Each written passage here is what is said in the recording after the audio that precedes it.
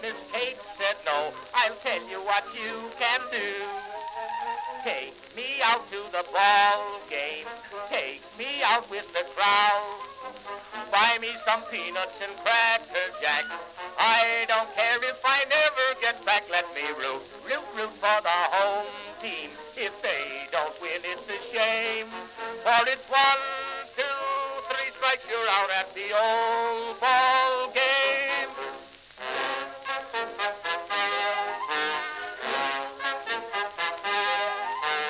Katie Casey saw all the games, knew the players by their first names, told the umpire he was wrong all along, good and strong. When the score was just 2-2, Katie Casey knew what to do. Just to cheer up the boys she knew, she made the gang sing this song. Take me out to the ball game, take me out with the crowd. Buy me some peanuts and cracker jack. I don't care if I never get back. Let me root for the home team. If they don't win, it's a shame. For it's 1, 2, 3 strikes, you're out at the old ball game.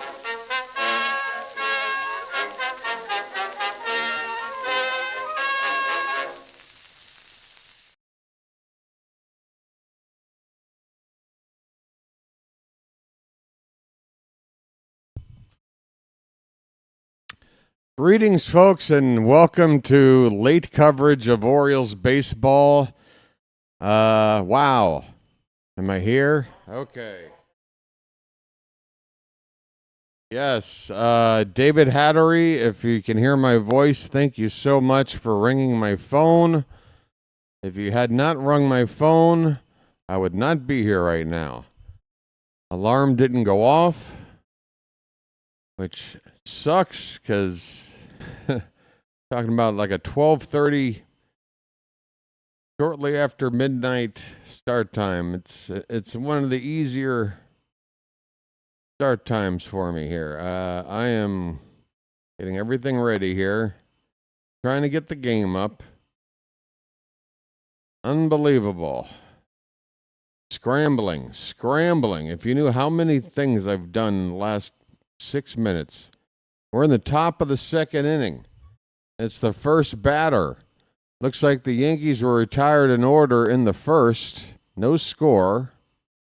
There's a ground ball diving attempt by Gunnar. It's past him into center field, a base hit. That is Ben Rice. We are here. Okay, here's the deal. I don't have my green screen up yet. I'm going to run out and grab that during the next commercial break. Just trying to get caught up with what's going on here first. Thank you if you've been here and have waited through my absence. Jason Dominguez is batting now for the Yankees with a runner at first, nobody out, top of the second. Kyle Bradish delivers a slider for a strike. Dominguez is hitting .257, 10 homers, 47 driven in. I'm alive, folks. I am alive. Here's a ball hitting the center field. Cows are coming in, makes the catch. One away, Rice back to first. Let's say hi to some folks. Matt, George, Kurt, Dingleberry, David, Paul, Phantom, Carl. Is that everybody? All right. Well, the good news is nobody's watching Orioles baseball anymore. Here's Jazz Chisholm Jr. First pitch is well off the plate outside for ball one. I'm going to get in at least 5 innings, right? So the streak will continue. It'll be an official game called. The 1-0 to Chisholm. is a called strike. Might have been an inch outside, but it's Jazz, so looks like a strike to me. Looks like a strike to me.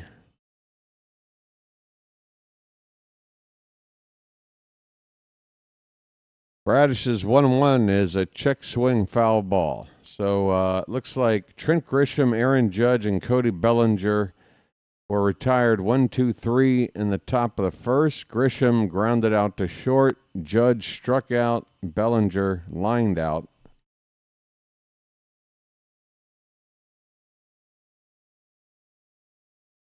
The 1-2 to Jazz. Swung on and missed. Oh, a curveball that dipped sharply down. And Jazz, grab some pine, you dick.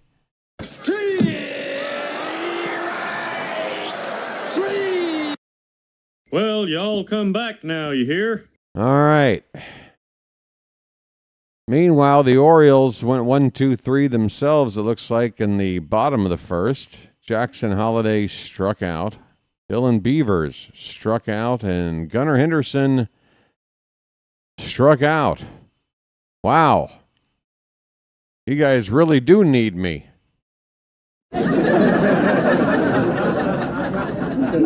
Here's Jose Caballero. First pitch is a strike.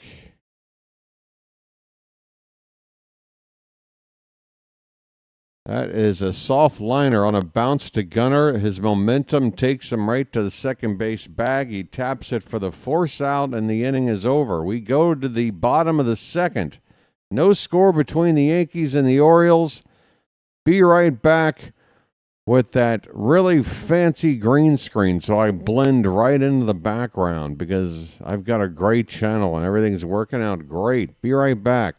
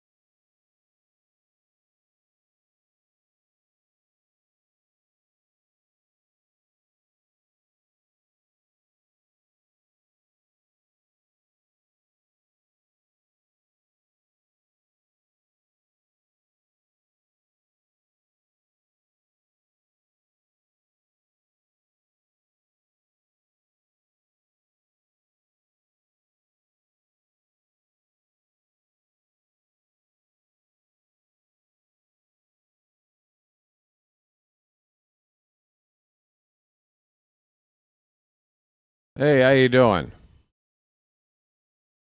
I'm sorry. You know, when you have to depend on an alarm clock on your phone on an average of 2 to 2.5 times a day, sometimes those damn alarms don't go off. Ryan Mountcastle, first pitch hits him.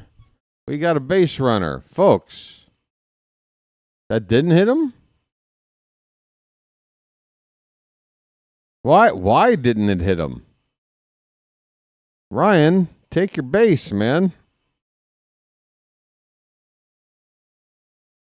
Come on. 1-0 on Mountcastle.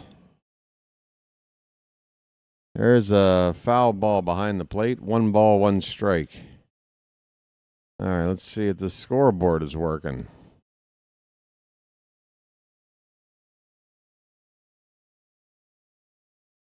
The hat is on because we need to split this series with the Yankees, and I have bedhead. So, 2 reasons. Foul ball again by Mountcastle. A ball and 2 strikes. He's hitting 256.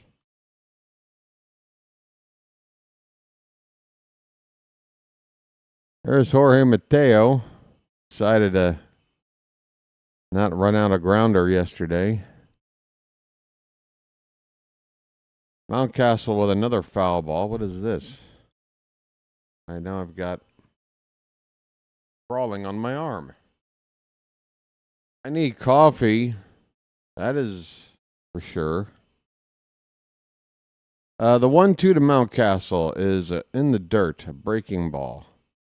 David, once again, thank you so much, man, if you're here, for calling my phone. I obviously, you have my number. Not many people do. I guess I gave it to you in case of an emergency, and you used it the right time, my friend. In fact, always do what you did, because I would not have woken up. When that phone started ringing, it took a while for my brain to realize why it was ringing. The payoff pitch to Mountcastle, foul tipped at the plate. The catcher, what's he doing? Catcher was pouncing on it like it was a live ball, but it wasn't. It's a full count on Mountcastle.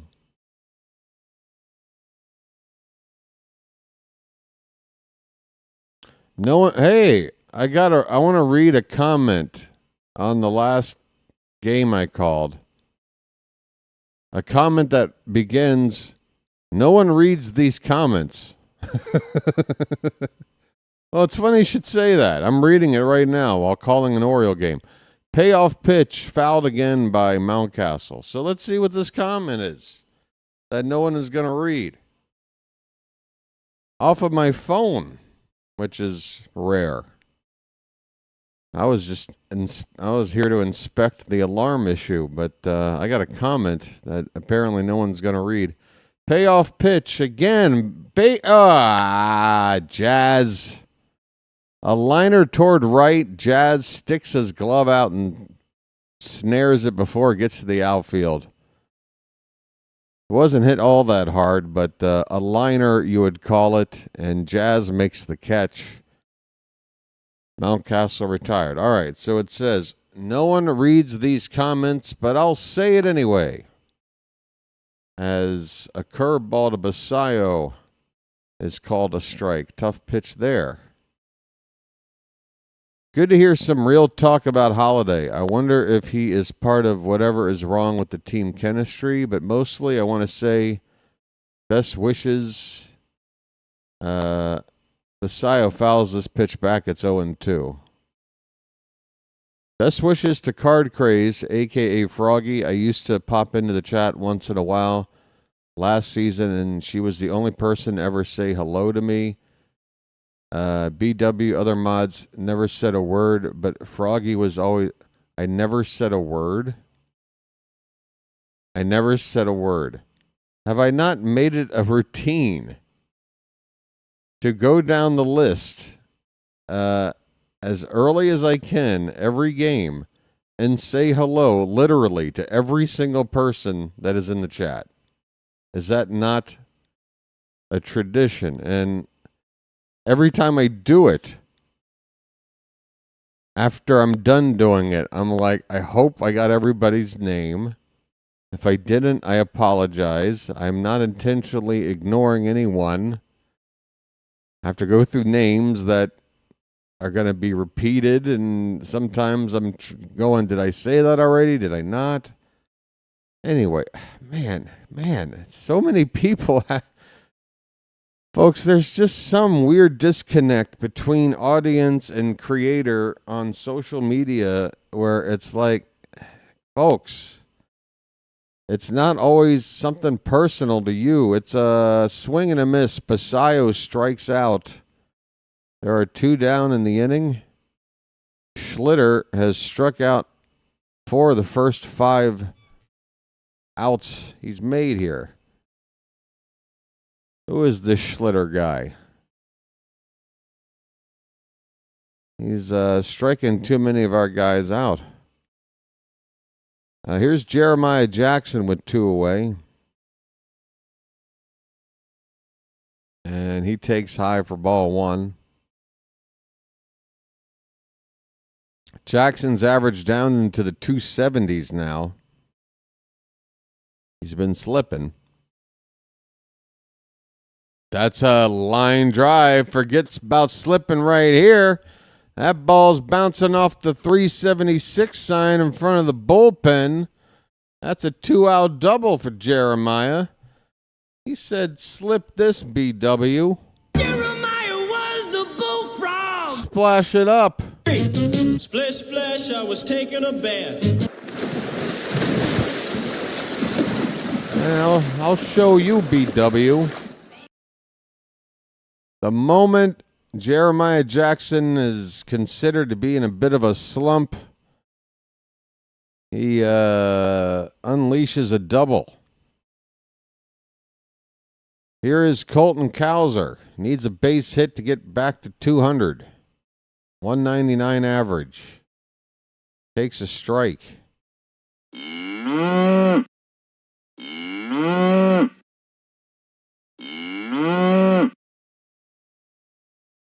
Cowser's at 15 homers, 38 RBI.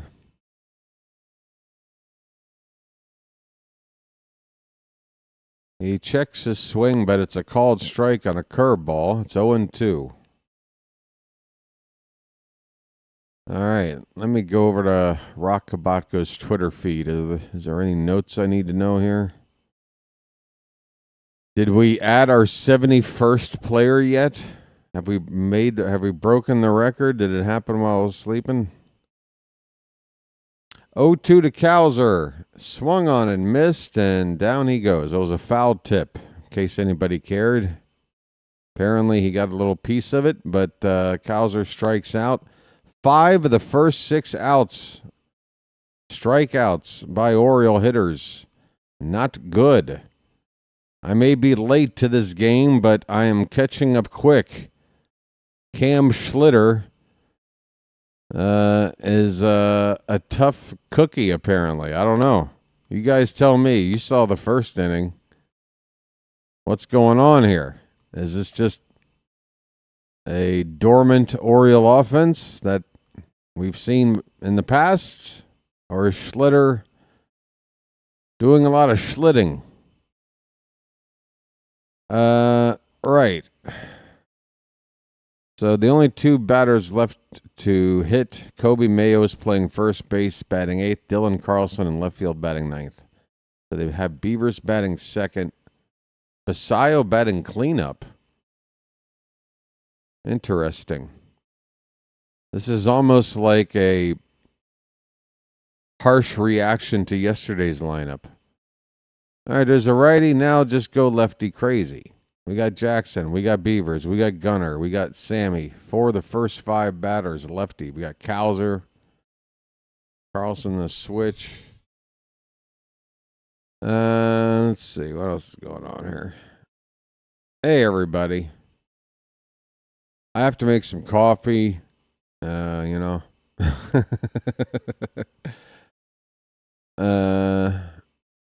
Schlitter. Yeah, let me just get some water heated up first, and then I'll finish up the coffee here next half inning. Be right back.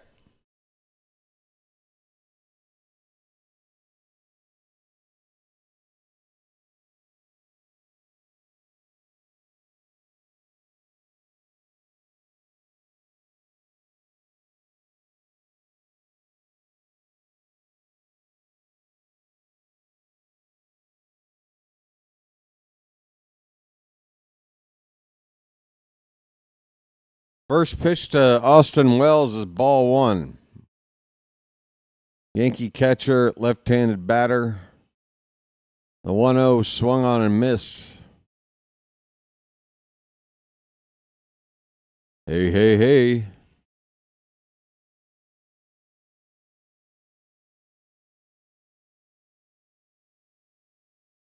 One ball, one strike.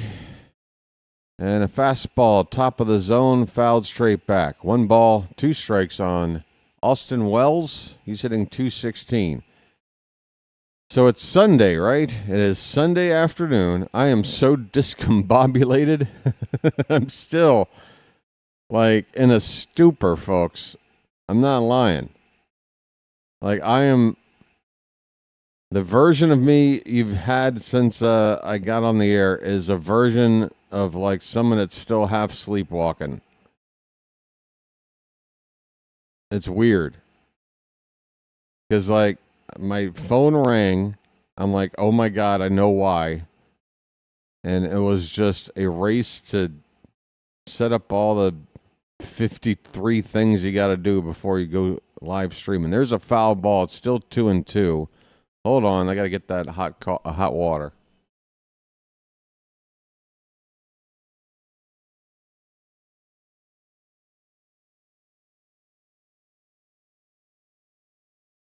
If I waited any longer, the water gotten so hot, I would have had to wait another 10 minutes to drink it. That's a strikeout. Swing and a miss on high fastball by Bradish.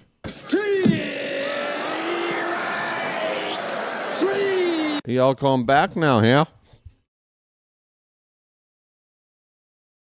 Oh, I got to get rid of this.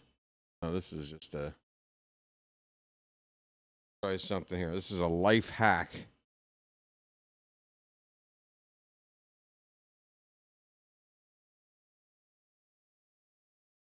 The life of a nearly 50-year-old bachelor. That's right. Take the cold coffee in the cup, pour it into an empty aluminum can, and now you got room to add your new coffee. Oh, no. Who needs to rinse out the cup? What, are you nuts? Who's got the time? Trying to get caffeine in my system. 2-0 on McMahon. Ryan McMahon. Make it 3-0. That pitch was high. Quite high. 1 out, nobody on. Top of the third. No score. Orioles and Yankees. Final game of 4 here. The Yankees have a 2-1 lead in the series coming into today. And that's a 4-pitch walk to Ryan McMahon. Old coffee is still coffee, but old coffee is normally not hot coffee, and I need hot coffee. What this is. Hot. Too hot. In fact, I'm going to stop pouring right there and top off the pour with some cold water. I can get this temperature right. Trent Grisham, first pitch. Oh, he swung at a curveball, didn't want to. About 3/4 of the way through, he was like, can I stop swinging? Is it too late? Yeah, it's too late. Strike 1. Well, Phantom, the trillion-dollar industry that is coffee would tend to disagree with you around the world. A lot of people love coffee, man. What are you going to do? It's 1 ball, 1 strike on Grisham. Don't be a hater, man. It's a weird thing to, like, reveal to people. Coffee's disgusting. Yeah, so it's also consumed by literally billions of people. So you're on the outside looking in with that opinion, I'm afraid. That is a check on the base runner. He's back. Trent Grisham is 0 for 1.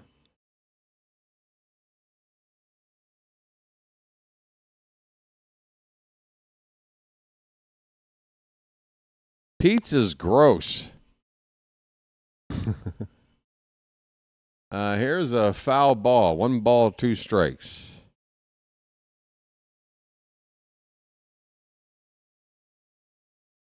"34 pitches for Bradish. We are 1 out in the 3rd inning. I am stirring this with a plastic fork upside down, because I am a lonely, poor bastard.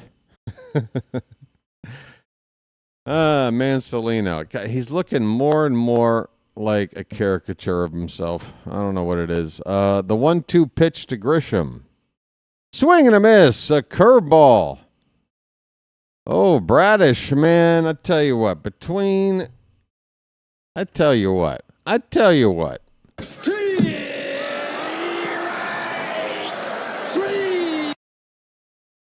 But you're way out of the majority, Phantom. Just letting you know. This isn't a difference of like, do you prefer, I don't know, almond milk to soy milk debate. Aaron Judge with a fly ball straight at Cowser. He makes the catch and the inning is over. You're talking about coffee, dude. This is like when somebody says, I don't like sports. And I'm like, okay, well, it's got its own section in the newspaper. So it's still kind of a big deal, whether you like it or not. You know, you got your front page, you got your business section, you got your style section or, you know, entertainment, and then you got sports. That's your typical newspaper section. So if something you don't like has its own section in the newspaper, you're just going to have to live with the fact that the most of the world does. And that's okay. It's okay to be different. Nasty.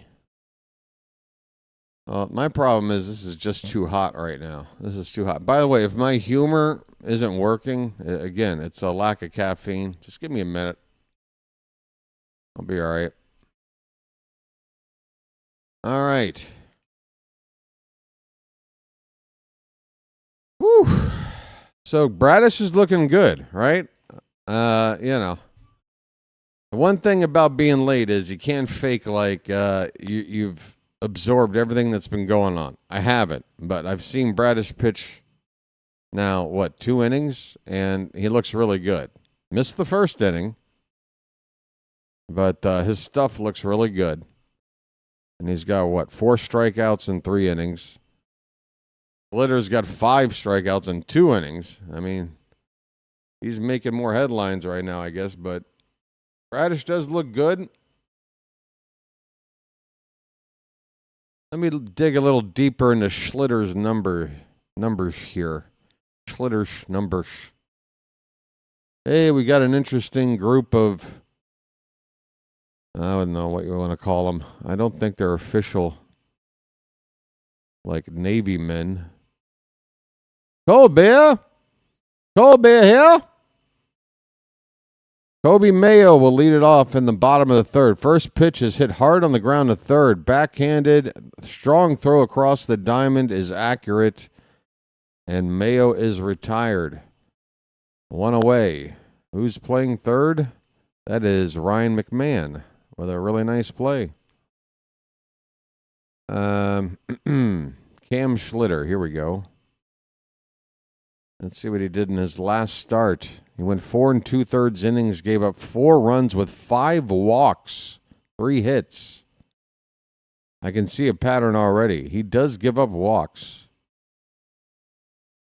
Carlson takes a strike at the top of the zone. Good first pitch from Schlitter. Carlson's hitting .208, batting from the left side against the righty Schlitter. Next pitch, a little bit outside. So yeah, against the Twins, he went 4 2/3, gave up 4 runs, a home run ball, 3 hits, and 5 walks. He did strike out 6. I see he strikes out better than a batter per inning in every start. Here's a ground ball, second base, backhanded by Jazz over to first in time, 2 down. He has gone 6 innings in 3 of his last 5 starts, giving up 1 run or less. But the 2 games he did not go 6, he gave up 4 runs, going an inning and 2/3 only against Toronto. 4 2/3 last time out against the Twins in a game that the Yankees wound up winning anyway, 10-9. Jackson Holliday struck out his first time up. Checks his swing. And it's 1-0 on Jackson. So, yeah, somebody in the comments section saying nobody ever reads them, but I got it. And I appreciate that you appreciate somebody talking up about Holiday. Look, I don't enjoy it. If you were here yesterday, I really laid into Jackson Holiday after a really just unexplainable defensive blunder. Pitch is up and in on Holiday. The count is 2-1. There was a pop-up just behind the infield on the first base side. It was a ball that anybody would tell you is the first baseman's ball.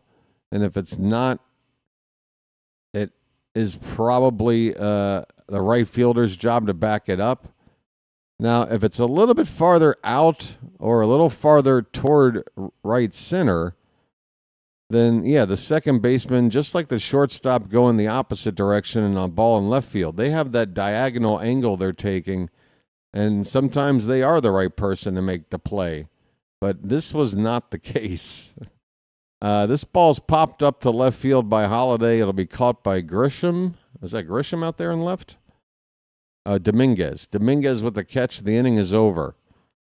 We have played 3 innings, and we got ourselves a pitching duel. 1 hit per team, and a lot of strikeouts between these pitchers.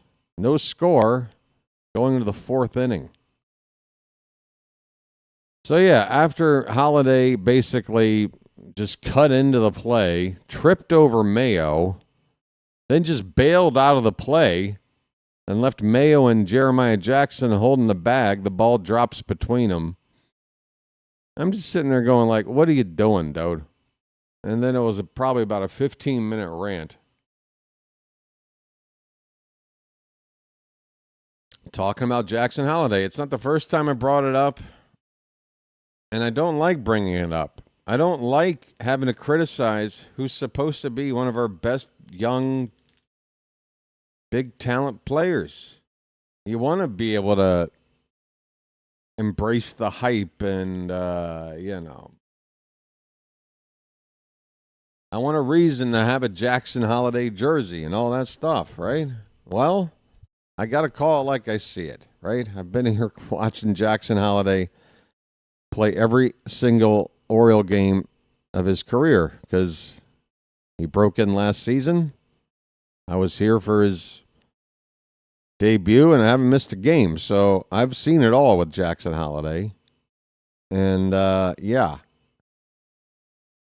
there's a discrepancy between the way I feel he's treated, which is like a generational talent, and the reality of what he has been, which is a talented-looking young player who isn't anywhere close to being, like a stud yet. Not even close. So, why are we treating him like he is? I don't know. Here's Cody Bellinger leading off the top of the 4th. And he might be saying, if you haven't heard me talk about him, well, how are we treating him like that, BW? Or how is he getting that treatment? Like, you can't just say that. What do you mean? Well, I'd like to go into it again, but I just went through it yesterday. Just trying to give a summary. Please go back and listen to, I don't know, what is it, like the 7th or 8th inning that play was yesterday? It's on my YouTube page there. Give it a listen. I go through it all. 1-1 the count on Bellinger. That pitch is high. They check his swing. He didn't go. It's 2-1. Oh, I completely forgot. The NFL is on right now. That didn't even register until somebody typed in a score. Between Baltimore and Washington. Okay, the Commanders are on. I can see a score. Commanders are up 17-10 on the Raiders. Are the Ravens playing right now?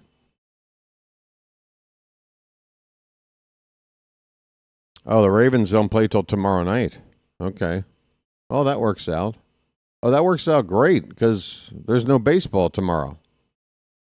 There's no baseball tomorrow. Thank you, scheduling gods. That helps. All right, 2 balls, 2 strikes. Hey, there's a JJ raid. Hello, JJ raid. Folks, if JJ sent you here, well, I won't say if because I know he did. No, he does. JJ does these things. But do me a favor. If you haven't subscribed already, do so. And give this channel a chance sometime. JJ does great work. You should be over on his channel and not mine when he's live. But if he's not and I'm on, I'm not a bad, second option. Hey, how you doing, John Williams? I haven't talked to you in forever.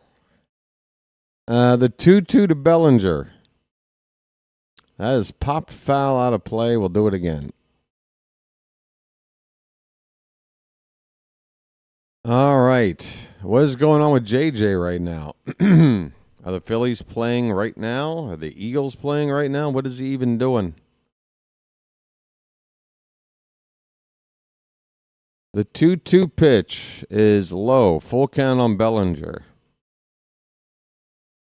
Let's see.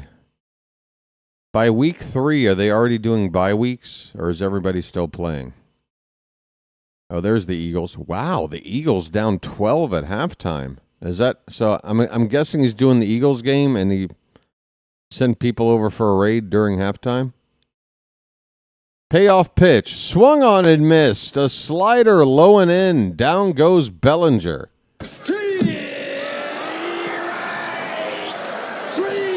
Besides that, it's on the reflexes.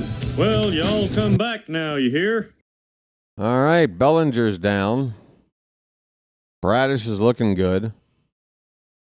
Hey, by the way, 2-minute update on Twitter from the Norfolk Tides. Adley Rutschman is 2 for 3, just hit a double. Rutschman just hit a double on his rehab assignment for Norfolk. We should see Adley, I would think, for the upcoming series against Tampa. We got the day off Monday. He could get the call up on Tuesday. That would leave Adley available for 6 games left in the season. Ben Rice at the plate. First pitch is ball 1. Pops up the next one. Shallow left. Coming in is Beavers. No, that's Carlson. Sorry, he makes the catch. I'm not used to the defense. I haven't even read over it. I should, just so I can commit it to memory. So for the Orioles, currently in the field, Carlson's in left, Cowser in center, Beavers is in right field. Jeremiah is at third base, Gunnar at short, Holiday at second, Mayo at first, Basayo behind the plate. For the Yankees, Dominguez in left, Grisham in center, Bellinger in right, Judge is DHing today. Here's a swing and a miss by Dominguez on a slider from Bradish. It's 0-1. Ben Rice at first, Chisholm at second, McMahon at third, Caballero at short, Austin Wells is catching. Rutschman hit a home run last night. Yeah, I would say he's playing his last rehab assignment today. I don't know if Norfolk have a game tomorrow, but give him an off day. Have him come meet up with the team. We're home. It's an off day at home. Come on back. Get yourself acclimated. Maybe have a little powwow with the pitching staff. And let's go at it for Tuesday, Adley. I want to see you get a few swings in here before the end of the season. I'm not ready to give up on Adley. I think we can accommodate Basayo and Adley. There's another strikeout for Bradish, folks. I'm sorry I'm not calling this pitch by pitch as well as I should. But Kyle Bradish is dealing. He just struck out Dominguez. And, yeah, he's making it look pretty easy right now.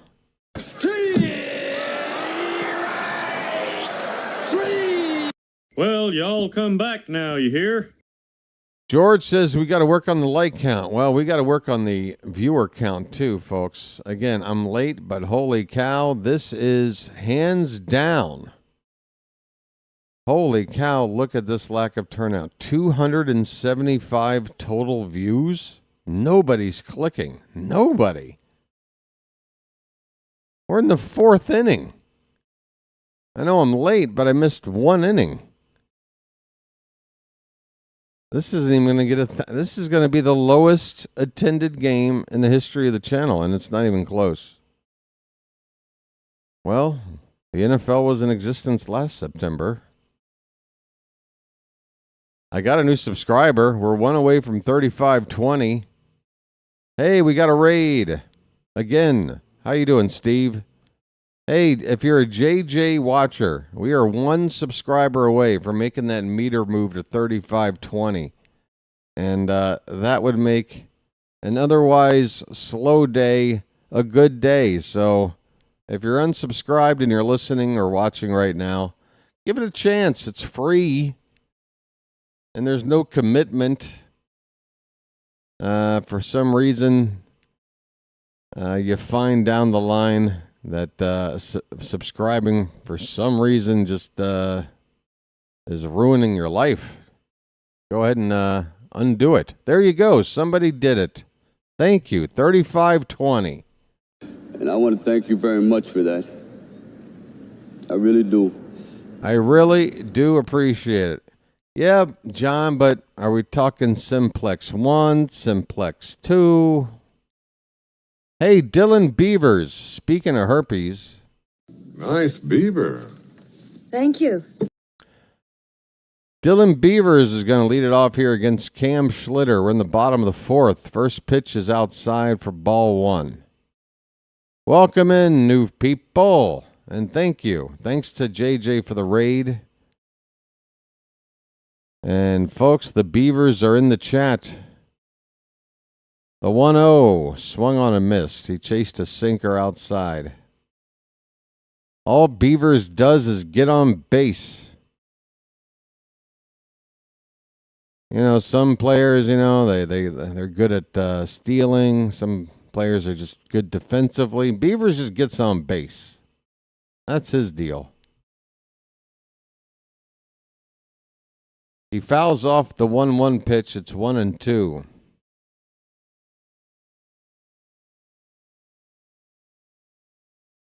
Scoreboard isn't updating. Okay, thank you. Let's see what's going on there.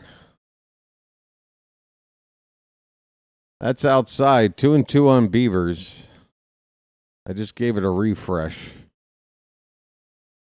Is that the right batter up? Is that correct? The 2-2. That is a curveball fouled behind the plate. We'll do it again. Schlitter will throw pitch number 50 next of the day. Not of the at-bat. All right. The coffee, I think, is at a temperature that I can agree with.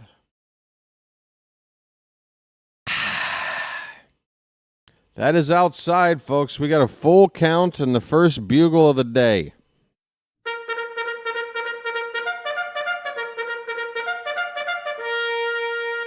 Trying to get the leadoff man on base here in the bottom of the 4th. Pitch. Curveball. Line drive in the right field. That ball is going to be caught on the run. Damn it. Beavers hit it hard to right. Caught on the run by Cody Bellinger. His momentum taking him all the way into the wall. And Bellinger's a lanky fella, just like Beavers is. They're both built pretty similar, to be honest. He used that tall frame of his to help grab that ball out of the air. Gunnar Henderson's up with 1 down. Fastball up and away for ball 1. His name's Gunnar, and he's dating my mom. Last game for the Tides today. Yeah. We'll see, yeah. It makes sense one way or the other, but There you go. This pitch is called a strike. That was borderline. Gunner gives a look back to the ump. It's 1 ball, 1 strike.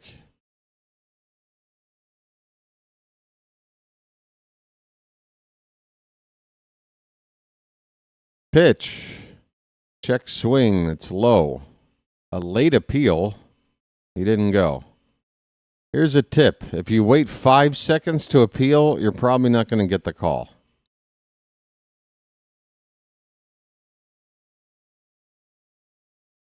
Two-one pitch. Fouled away. We'll do it again.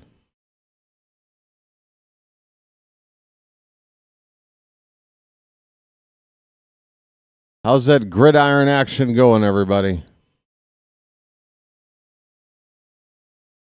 You know, I know the football field looks like a grid, but I don't see any iron on the field.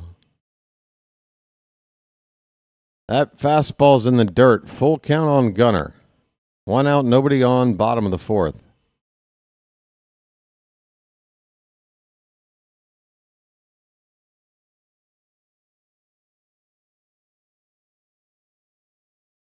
Here comes the payoff pitch. From Schlitter. Line to the left. That ball is right at Dominguez for the 2nd out. 2 balls hit hard into the outfield. If they're down the line or in a gap, they're doubles. But they are outs in this inning. Hitting us some bad luck here in the 4th after finally squaring up Schlitter. Here's Ryan Mountcastle.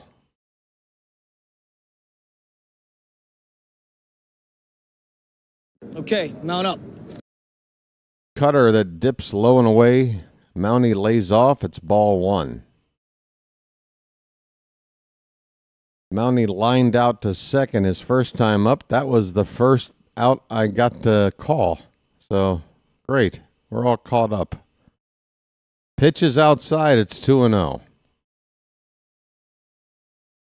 The Orioles have 1 hit off the bat of Jeremiah Jackson. And we're 2 out in the 4th inning. This ball's fouled away. Mountcastle with the green light on 2-0. Got a curveball and fouled it away. 2 balls, 1 strike.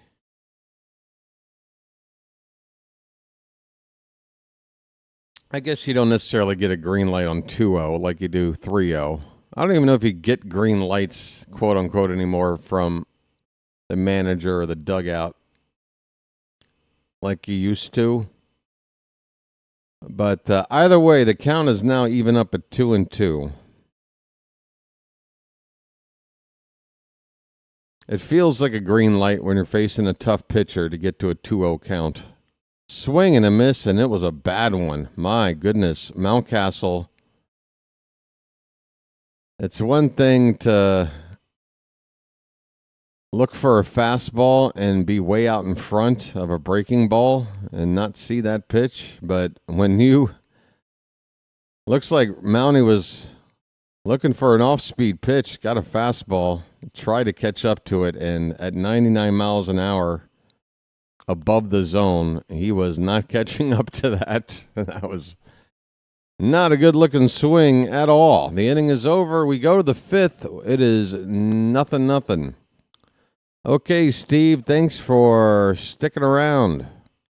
While you did, tell JJ I said hey, and thanks for the company. Well, John, you're going to have to tell me more, man, because he's still under contract for another season. What are we doing with him? We're not going to cut him, and we shouldn't cut him. I'm very much interested in trading him. I have been now for a year. But what are we going to do? Okay, trade. All right, easier said than done. Like I said, I was ready a year ago. I think the team was ready a year ago. Between Mayo... O'Hearn at the time, Basayo, who's now he's he's played one game at first, Basayo has, right? I would like to see more than one start at first base for Sammy. Like, if we're going to incorporate that, if we're going to make him versatile enough to be able to depend on him as a first baseman and a catcher, well, let's get him a start or two there at first before the season's over. Leo, I can only think of one game where he started at first. I can only think of one. Jazz Chisholm pops up the first pitch. It's going to reach the seats. Look at that packed lower bowl. We got a packed lower bowl here today, folks.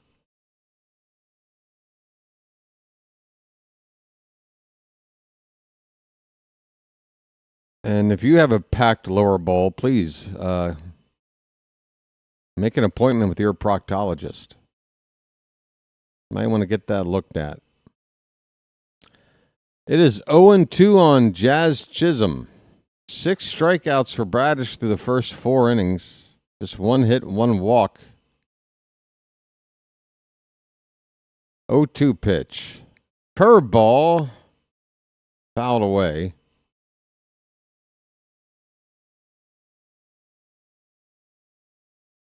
It's 0-2. Yes, thank you for subscribing, folks. Because I've got more jokes. Oh, boy. 0-2 is high. 1 ball, 2 strikes.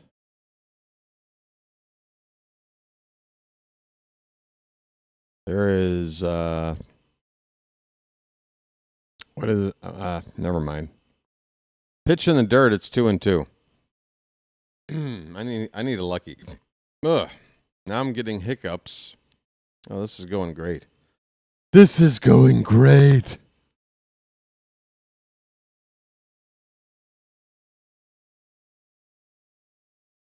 Two-two pitch to Jazz Chisholm Jr.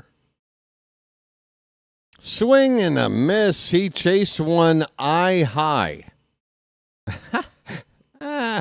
Jazz. Good look, Jazz. I mean, that ball. Isn't your body telling you something? Like, why am I swinging at something over my head? Maybe it's not a strike. Here is Jose Caballero. He looks at a strike. Non-filter. I'm a man, John, but I'm not crazy.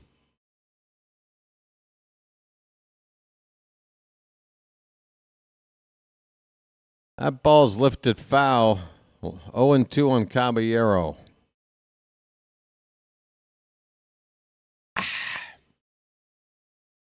Give me the filter.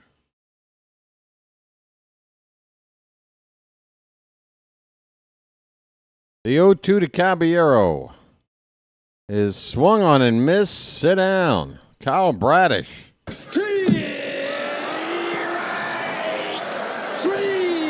Well, y'all come back now, you hear? And I am really enjoying the body language on Bradish. Excuse me. Where are you? Come on. Where are you?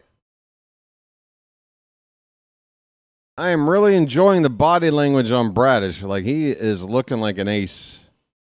Striking these guys out. Here's a pop-up, shallow left. Gunner goes out and makes the catch. Like, that is an example of where a ball is in that part of the outfield where the shortstop, that's his ball. Yesterday, opposite side of the field, Holiday thought he had a ball like that. But no, I mean, the ball was like 3 feet from the right field first base foul line. Kobe Mayo was just like sitting there waiting.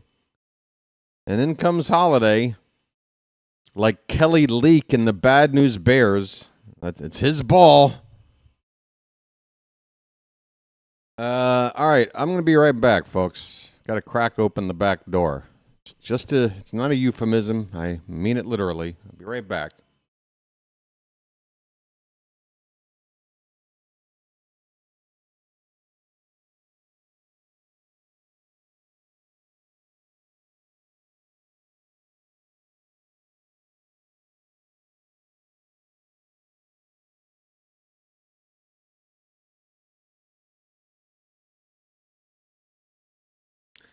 Hey, thanks again to David in France, my buddy, my old roommate.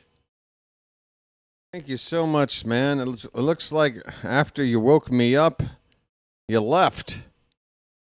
So again, if you were never here, how much trouble would I have been in? How much of this game would I have missed? Unbelievable.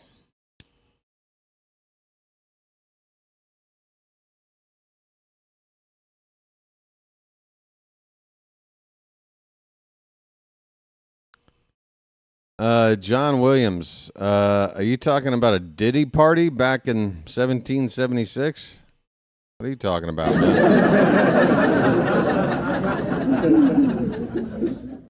I don't know about any of those rumors, man. That ain't my scene.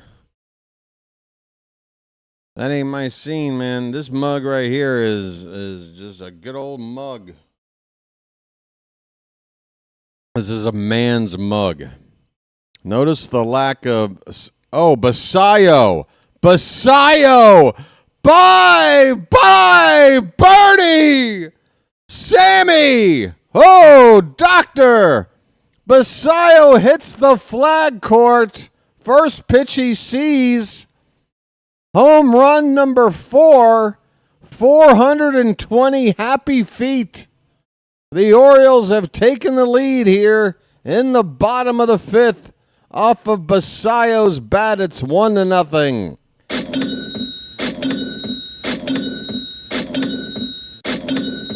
A mugshot. It's magic, you know.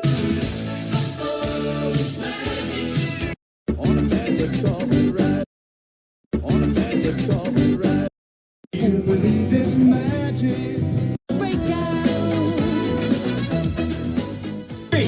Splish, splash, I was taking a bath.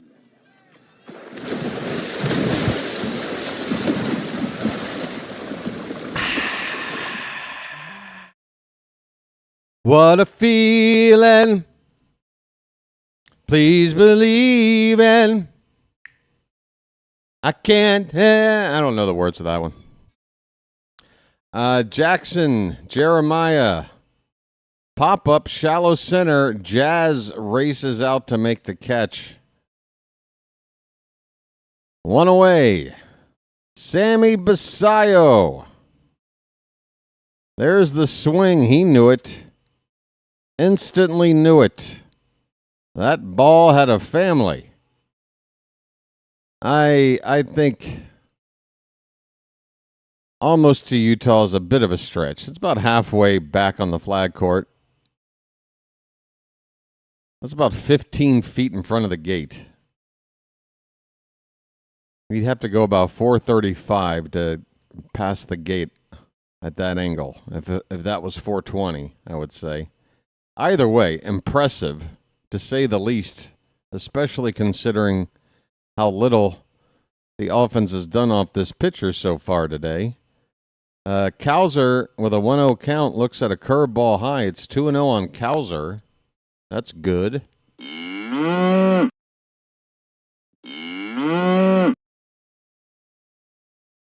my brief period being a baseball player in my youth as a catcher, one of my favorite sort of moments is the moment Sammy's having right now, and that is deliver a big hit and then go back to the dugout to put back on your catching gear. You just feel like you're really helping out the team in every which way. You know? I loved to catch. I loved working with pitchers. It was a brief time, but the whole, strategy of the game, calling for pitches and inside, outside, all that stuff, playing mind games with the hitter. Oh, folks, I used to be the best trash talker at 14 years old. You wouldn't believe it. You wouldn't believe. The freckle-faced kid from the Sandlot, he's got nothing on me. Engelbert from Bad News Bears, got nothing on me. That 2-2 pitch to Cowser is very high. We got a full count. We got a full count on the milkman. 1 out, nobody on.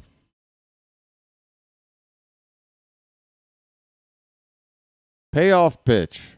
Up and away. Take your base, Cowser. Ball 4. I'm walking here. I'm walking here. All right. Phantom, it's not a big deal.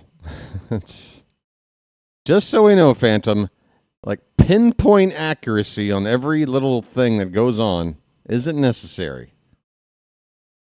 Sometimes I'm going to be a little bit wrong. Sometimes everybody's going to be a little bit wrong. We don't all have to be exactly right all the time. As long as we're close and we trust each other, that we're not just giving out misinformation, we'll be fine. Oh, yeah, right. You're right about that, Phantom. Yeah, I've had those too. Double play balls. You're feeling fine. You're like, all right, I'm up with 1 out. If I make it out here, I'll have time to put the gear back on. And then he hit into a double play. And I was slow. I was probably, that's not probably. There was only one other guy on. The 2 years I played in high school, there was only one other guy that was slower on the team than me. He played first base. I got moved to first base my second season when I started developing Osgood Schlitter's disease. And when I couldn't catch anymore, and then I had to walk around on crutches, that was the end of things for old BW. Kobe Mayo, 0-1 pitches high, 1 ball, 1 strike. I didn't get to have those senior high school stories of glory days of sports like good old Al Bundy at Polk High. My sophomore year, I was finished. Mayo pops up, right field. Bellinger makes the catch, 2 down.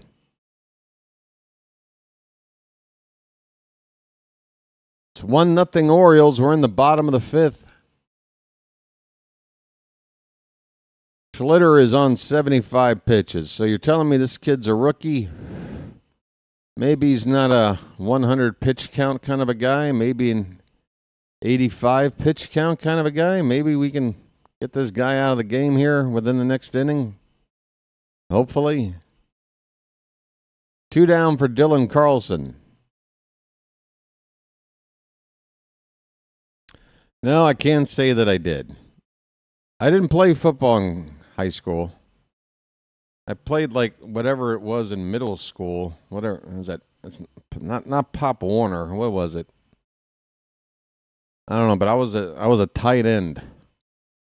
I had like 1 football season. I don't even know like what the organization is called. It was some kind of a league. It was what was it? It had a name. Is there a name for some level of football between Pop Warner and high school? What is that? Because that was like it had to have been 8th grade. Yeah, that was 8th grade. Oh, the Short Bus League. That sounds right. Dylan Carlson's at the plate. First pitch is a strike to him, and the next one is up and away. We got a 1-1 count with 2 down and a runner at first base. The runner being Colton Cowser after he walked. Check on Cowser, and he is safe. He may be interested in stealing here. He is 11 for 11 on the season. How about that? Folks, I can't believe my eyes. The way the Orioles have been thrown out on the bases this season, you're telling me Cowser is 11 out of 11. Here's a snap throw to first. Cowser, the snap throw being from the catcher Wells after the pitch. The count is 2-1. Cowser got back safely standing. But the Yankees are clearly worried about him going. And with a 100% steal percentage, I would be too. That pitch is up and away. We got a 3-1 count on Carlson. Schlitter and the Yankees might be a little too worried about Cowser. They got the number 9 batter up there with 2 down. Just go after him, call it an inning. But it's 3-1 on Carlson here.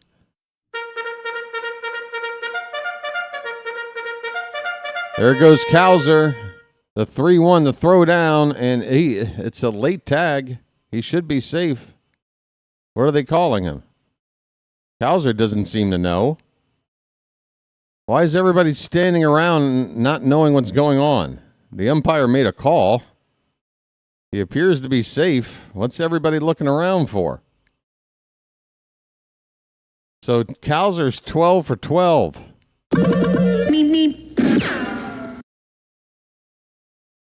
Why was there all that weird post-steal body language from everybody? Cowser's 12 for 12. 2 down and now a base hit to the outfield should give us another run. It's a full count on Carlson.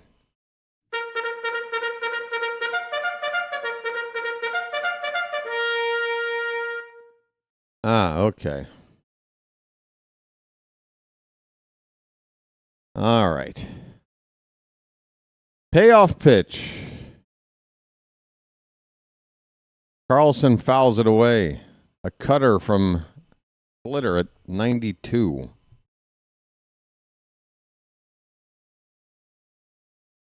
Oh, God, I love coffee.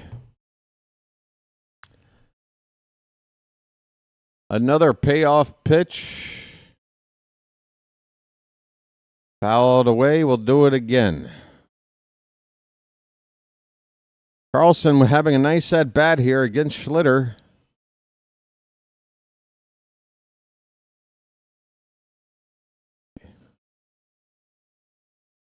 About to see another pitch.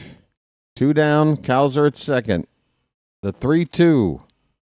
Hit in the air. Center field. Should be playable here for Grisham. He's got it, and the inning is over. The Orioles get a runner on. A stolen base gets them in a scoring position with 2 down, but we can't get the hit. But leading off the inning, Sammy Basayo launches one onto the flag court. First pitch he sees, and the Orioles have themselves a lead here. It is 1-0 Baltimore. Kyle Bradish, Cam Schlitter in a duel as we go to the 6th inning. All right. Out-of-town scores. Braves 3-0 lead over the Tigers, middle of the 6th. Pirates are shutting out the Athletics 7-0 in the 5th. No score, bottom 1 between the the Reds and the Cubs. Nats with a 3-1 lead on the Mets. That's top of the 5th. The Guardians just keep on winning. They got a 2-0 lead on the Twins, bottom of the 3rd.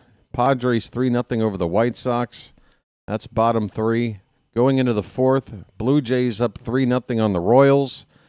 Scoreless between the Brewers and Cardinals, top of the 3rd. Milwaukee, however, bases loaded with 1 out.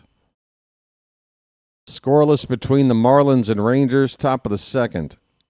Coming up in 10 minutes, the Rockies will play the Angels. An hour after that, the Phillies and Diamondbacks will go at it, and the Dodgers and Giants play each other. Coming up in the evening, 2 games. 7 p.m. Eastern, Houston versus Seattle. 7:35, Boston versus Tampa. Now, I'm assuming the Seattle-Houston is the ESPN game. So what's with this Boston-Tampa game being a night game? What's that about? I thought Sunday nights were exclusively for, your ESPN Sunday night game. I'm sure it's happened before, but it's certainly not normal. There's a game starting later, and I don't know why. Ryan McMahon walked his first time up, has an 0-1 count. He shows bunt Brings the bat back. It's a pitch low, 1 ball, 1 strike. Kyle Bradish. Keep on dealing, kid. You got a lead now. And don't worry about how small of a lead it is. Just keep doing your thing. That's a strike, Blue. Come on, man. Top of the zone. We don't get the call. 2-1. Pitch. That's a strike. No argument there. There's David.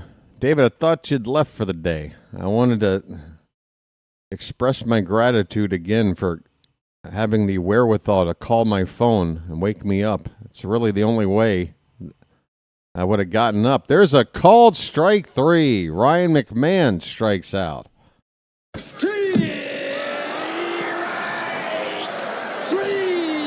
Well, y'all come back now, you hear? Hit the bricks, pal. You're done. You get nothing. You lose.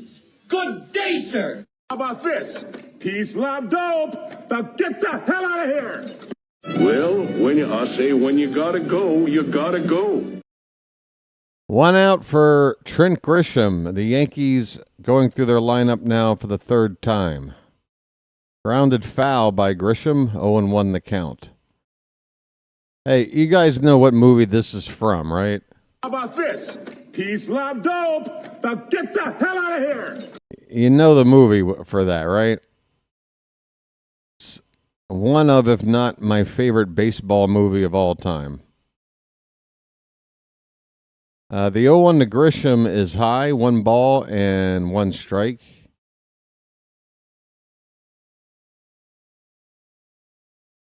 That's right, Field of Dreams. Now, I wanted to bring up Field of Dreams because I just saw a movie recently, a movie that came out, I don't know, maybe 2 months ago now. A little late to see it. I didn't get to see it in the theater like I wanted to, but I finally got a chance to watch it. It's gotten some nice buzz. It's a horror movie. It's a genre I like when it's done right. 2-1 to Grisham is low. The count is 3-1. There's a movie out called Weapons. You might have heard of it. It's generated some really good feedback, and it deserves it because I saw it and I really enjoyed it. But I wanted to let you know out there, if you're a fan of the movie Field of Dreams, there's a called strike. It's a full count on Grisham. One of the reasons that might persuade you to check this movie out is that Amy Madigan, the woman who played the wife of Kevin Costner in Field of Dreams, she is the villain of this movie. She is the bad guy. And I have not seen Amy Madigan in anything in forever. And obviously, this is what, 34 years or whatever since Field of Dreams. She's an older woman. And you wouldn't know it was her unless you really know her. But when I realized it was her, it absolutely blew my mind. She plays one of the most memorable horror movie characters ever. I am not exaggerating. Payoff pitches outside to Grisham. That is ball 4. Grisham draws a 1-out walk here in the top of the 6th. And that is not good because Aaron Judge is next. That is why that is not good. So anyway, long story short, if you like horror films, if you like it with a little sprinkle of comedy, if you like really creative, original content for a movie instead of the same old story, remake, whatever, do check out Weapons. It has one of the more satisfying conclusions to any movie I've ever seen. And this director, Robert Kreger, he's made 2 feature-length films now. One was called Barbarian, came out a couple of years ago. I loved that movie. This shows a lot more of his creativity And I can't wait to see what he does next because two really, really entertaining movies. Aaron Judge has a count of 1 ball and 1 strike. Better than Scream? I mean, it's not going to be as iconic as Scream, David, the original mid-90s Scream. That ball hits Judge. Great. Now Yankee fans are going to pretend like we did that on purpose. Clearly not on purpose. That ball got Judge somewhere on the arm. He'll go down to first base. Runners at first and second, 1 out.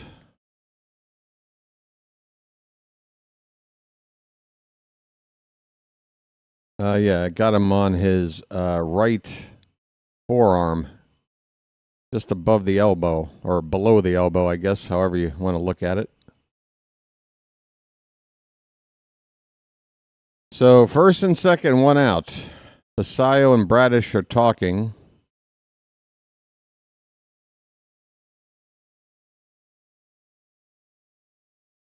Rays game is late due to the Bucks game being early to maximize chance of attendance. Oh, you mean Tampa Bay? Could be. I mean, they're playing the Red Sox. I mean, if you can't draw enough for a division game in a ballpark that only holds like 11,000 people, then what are we doing? Bellinger, that pitch is low. 1-0 on Bellinger. We need a double play ball here. Hi, Yoko. How are you?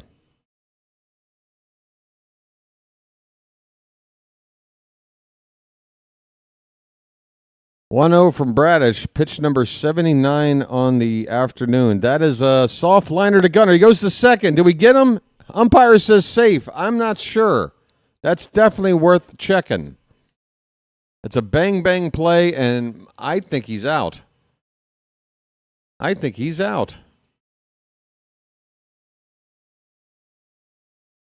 He's not out. He got back. Damn, that was close. Oh, it was close. He got back. He got back, Frank. He did. And we're not even challenging. All right, Ben Rice, 2 on, 2 out.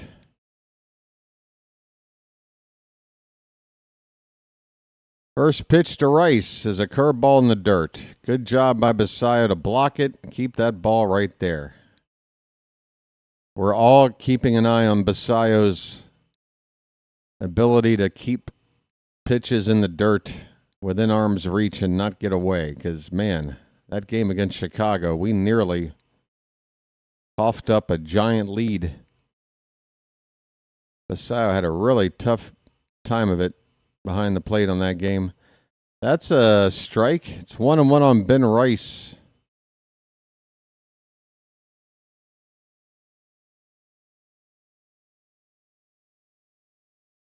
Bradish takes a look at second. The pitch.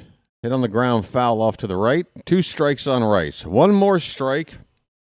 Gets Bradish through 6 shutout innings and holding this 1-0 lead. Can he do it, folks?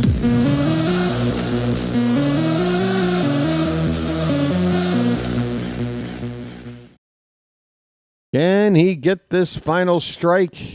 Keep this lead, this very slim lead intact. The 1-2 is low and in. 2 balls and 2 strikes. Yes, Dietrich Enns is up in the pen.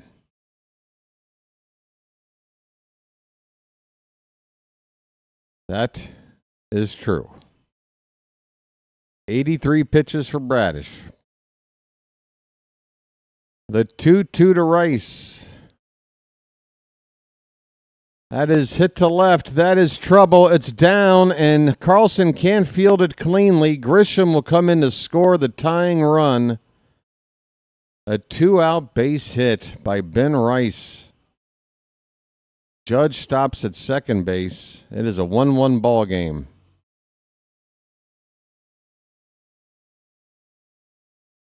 Bradish was one pitch away from getting through 6 shutout innings. Now, whether or not he wins or loses is in question, along with the team.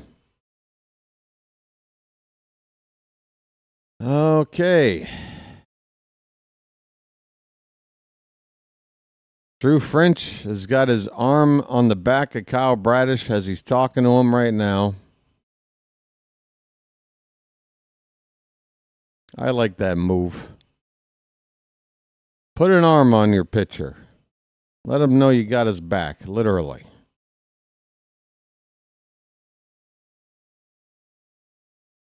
That could have gone a lot worse for Carlson after that ball got past him. Luckily,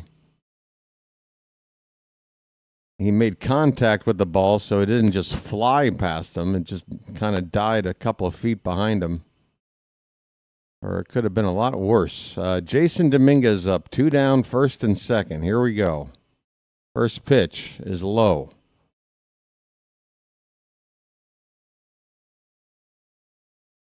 It's all Yoko's fault.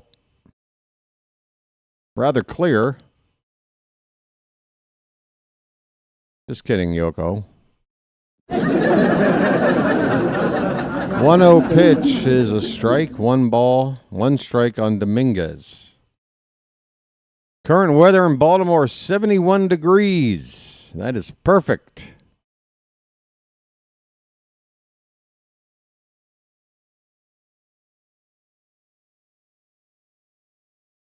The 1-1 is low and in.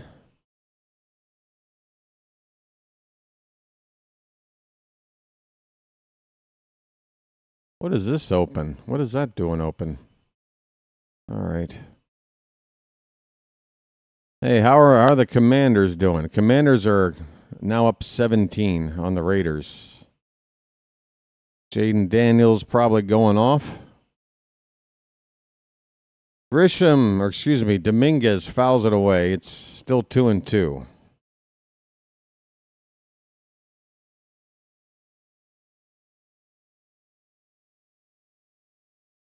All right, I'm going to have another lucky here before I shut the door. It's still open. The coffee's still lukewarm. Let's get in one more lucky while the getting's good. The 2-2 to Dominguez. Bounces in there. It's a full count. And after that French visit, before this at bat, a visit from French in a situation like that usually means this is your last batter. You got the lefty Jazz on deck. I haven't seen anybody. Oh, that's right. Dietrich Enns. Okay, so Dietrich Enns will probably come in to face Jazz either next if we don't retire Dominguez or to lead off the next inning.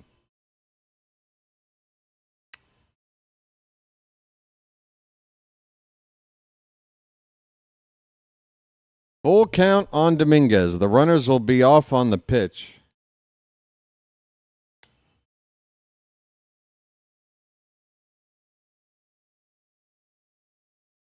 Pitch number 91 from Bradish. The 3-2 to Dominguez. Here it is. That's hit in the air. Left field. That ball's going back. That ball is caught. Dylan Carlson with an outstanding catch on the warning track.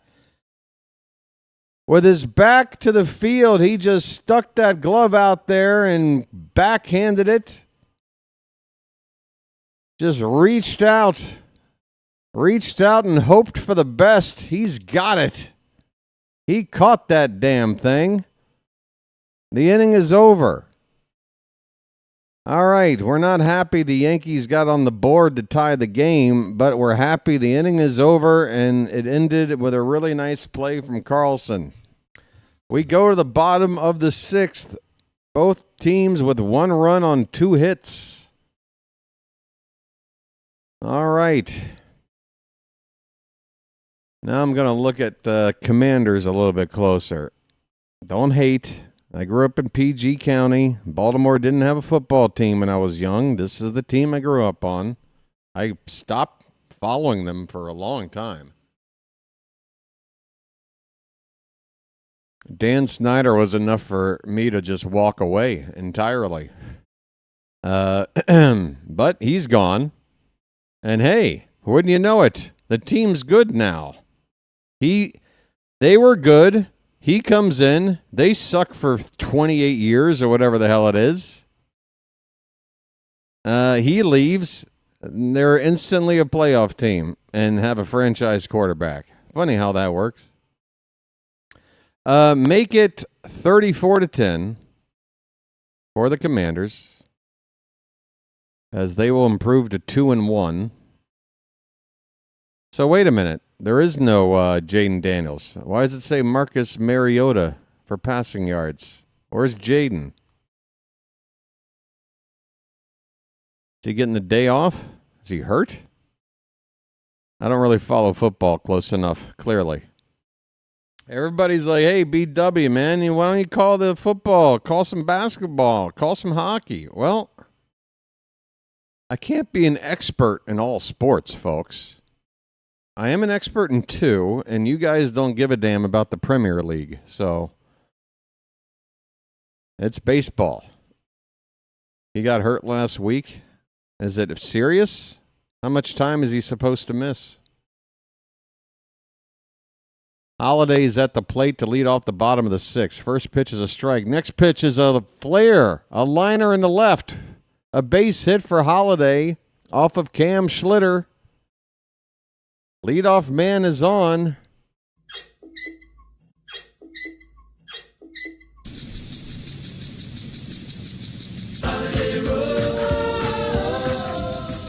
A knee sprain, it's not serious. Okay.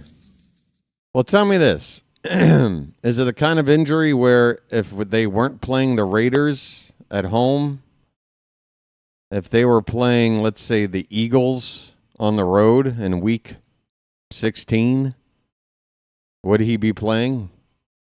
Is it kind of like, well, we should win this without him anyway kind of a thing? So let's put him on ice. Dylan Beavers is at the plate. First pitch is ball one. Next pitch is a strike, bottom of the zone. 1 ball, 1 strike. Runner at first, nobody out for the Orioles.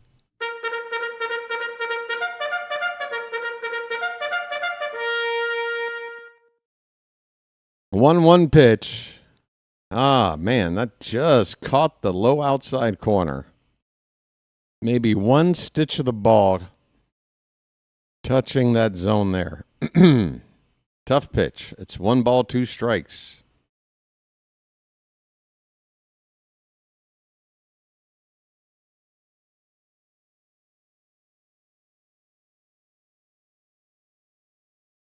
The 1-2.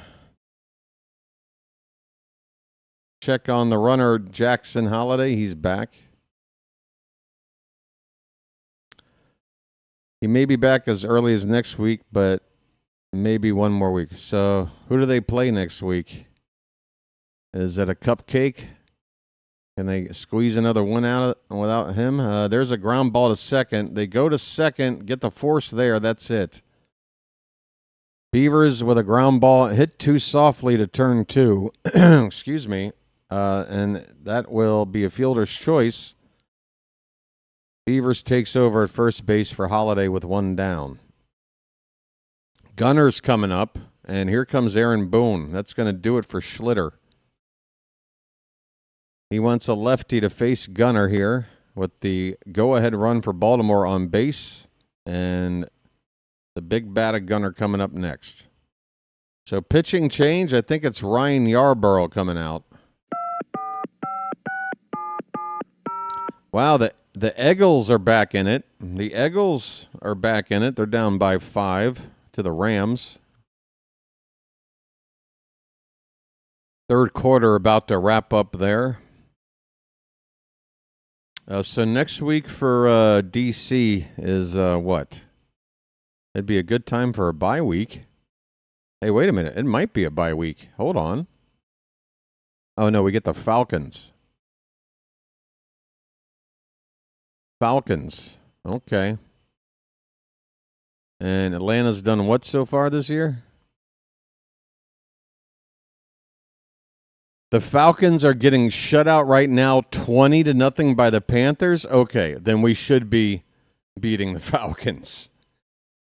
Getting shut out 20-0 by the Panthers? I don't know. Again, I'm not going to pretend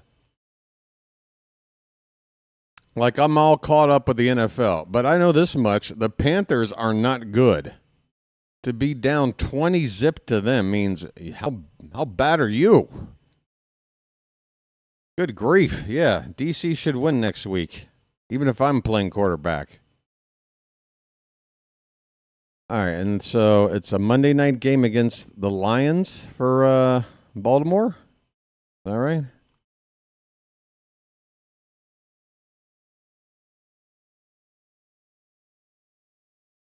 And the Ravens next week get what? The Chiefs. Oh, Nelly. Whoa, Nelly. Well, this is going to suck. I have to compete on the final game of the season, an afternoon game against the Yankees. The final game of the season is going to have to compete with the Ravens. I mean, they're going to be on at 4:25. I guess if we start right at 1 o'clock, 1:05, it shouldn't have too much overlap. You guys are going to be here for the final game of the year, right, everybody? All right, here we go. First pitch to Gunnar is inside for ball one. Gunnar is 0 for 2 today. He's due.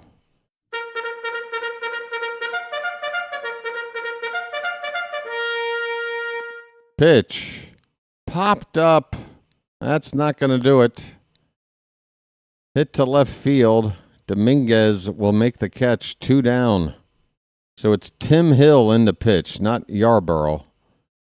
I don't even know if they still have Yarborough, but it's this old lefty, not that old lefty. Ryan Mountcastle. All right. They wanted to get Gunnar. They got him. Well, guess what? Mountie does hit lefties pretty good. Here's a chance to do something and get a lead. 2 down in the inning. First pitch is way outside and low for ball one. Holiday with good speed. Maybe not the sharpest base runner, but good speed. If Mountie can find a gap, we can take a lead here. That is fouled back. It's 1 ball and 1 strike. We are tied at 1. Or I'm sorry, Beavers. Excuse me. Thank you, David. Beavers took over for Holiday. Beavers still got good speed.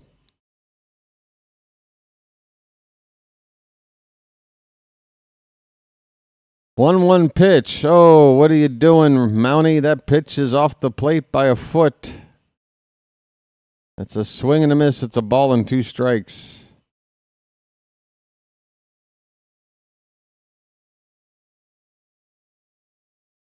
Come on, Mountie. Pitch. He lays off that one. Again, low and away. I swear, Mountcastle should just be as close to the plate as possible.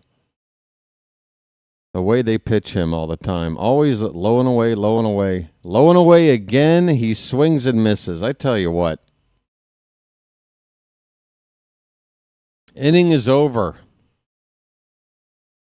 The Orioles get the leadoff man on, but nobody ever gets past first base. Ah, boy. All right, we now head to the 7th inning, folks. Tied at 1. I'll be right back. Don't goo anywhere.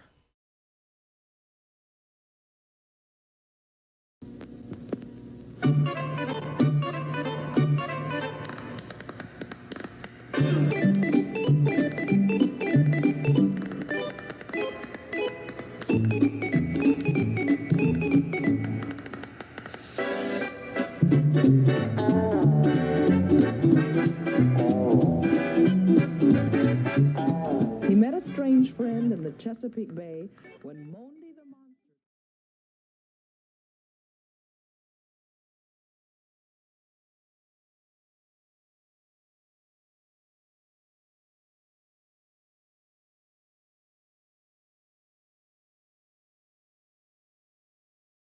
Man, I am so discombobulated. I'm trying to remember when I fell asleep because I laid down for the purpose of sleeping, but I thought it was just going to be a nap. I think it was about 7 p.m. my time. I had my alarm set for 11:30 p.m., which is 12:30 p.m. for you guys. That gives me, like 50 minutes to set up the stream. That's normally what I do. Give myself about an hour to wake up, do all the things, and be ready to go. So if I fell asleep at about 7, and then what time? So about 1:30, so 12:30. So yeah, I slept for like 5.5 hours. It's good. I'm nice to sleep 5.5 hours straight. That's not normal for me. But now I don't know what I'm going to do after I call this game because it's going to be like 4 a.m. I might not have a desire to go back to. We got an off day tomorrow. I don't know. I'll figure it out. There's an off day. I'll try to get back on a schedule. There's one more week of this. I need normal sleep. Dietrich Inns is facing Jazz Chisholm to lead off the top of the 7th, folks. It's a 1-1 ball game. Orioles and Yankees. How you doing? I haven't talked anything about the like count, subscribers, and all that. I'm just trying to call a game here after sleeping through the first inning or so. Change-up call to strike. 1-1 on Jazz. He struck out both times up today. That makes me happy.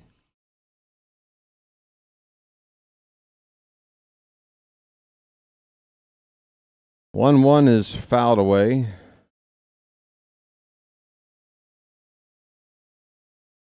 So what's our next game, you ask? So we got Monday off, right? We do have Monday off, right? It's the last off day of the season. 6 games to play. Tuesday through Thursday, Tampa. Friday through Sunday, we're in the Bronx. So the Tuesday Tampa game, there it is. It's scrolling right now at the bottom of the screen. We got Dean Kramer versus Seymour. Suddenly Seymour is standing beside me. 2-2 on Jazz Chisholm. Strike him out again, please. Pitch. Swung on and missed. Jazz has struck out 3 times today.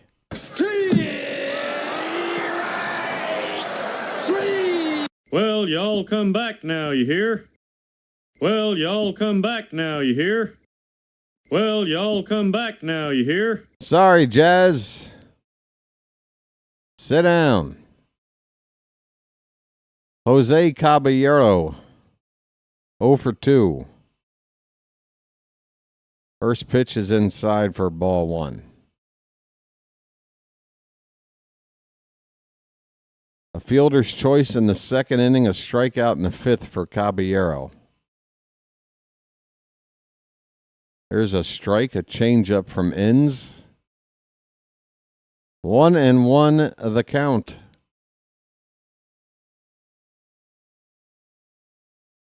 Pardon me. Hey, Froggy's here. Hey, folks, say hi to Froggy. Popping in while eating lunch. How you doing, Froggy? Big Sports Sunday. Rico Garcia is getting loose in the Oriole bullpen. And there's a bunt by Caballero. Barehanded pickup, and that ball is thrown down the right field line. Caballero will make it to second base. Is that Jeremiah over there at third base? Who was that? That was not good. Jeremiah Jackson with an error. Made a barehanded pickup. What's Tony arguing about? Tony's got an argument here. It's a civil-looking argument, but there's definitely a conflict between Tony and the home plate umpire. Or is he saying the base runner did something? No, I don't see anything that the Yankees did wrong here. Just, I'm not sure. Folks, if you got a read on what Mancelino's chirping about, he's got the umpires to get into a conference about whatever it is. But the body language is telling me that nothing is going to change. What is on Tony's mind?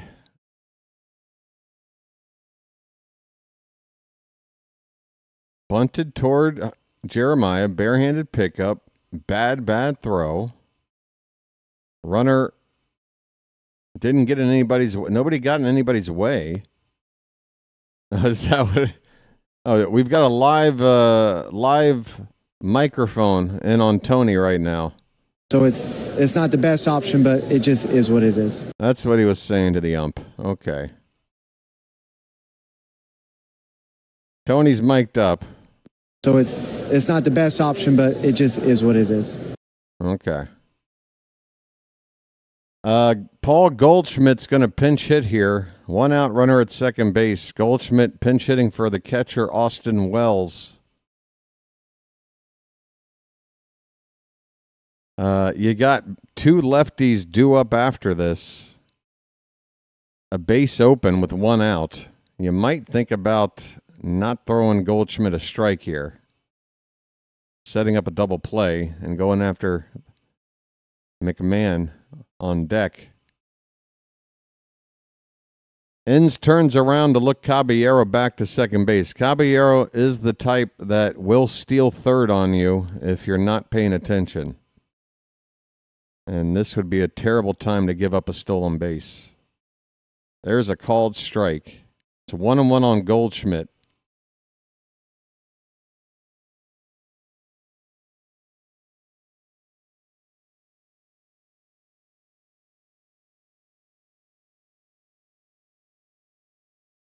The 1-1. Fouled away. 1 ball and 2 strikes. Look at Froggy still doing mod things. Froggy's the best. Froggy, you will be missed as a regular around here, but of course the invitation is always open. You're always welcome. Whether you want to do mod things or just chill out. Here's a ground ball to Gunner. All right, he looks the runner back to second base, and he will throw out Paul Goldschmidt. 2 away in the inning. Big out for Dietrich Inns to get the pinch hitter Goldschmidt. Ryan McMahon is due up. They got another pinch hitting option, or are they going to stick with him?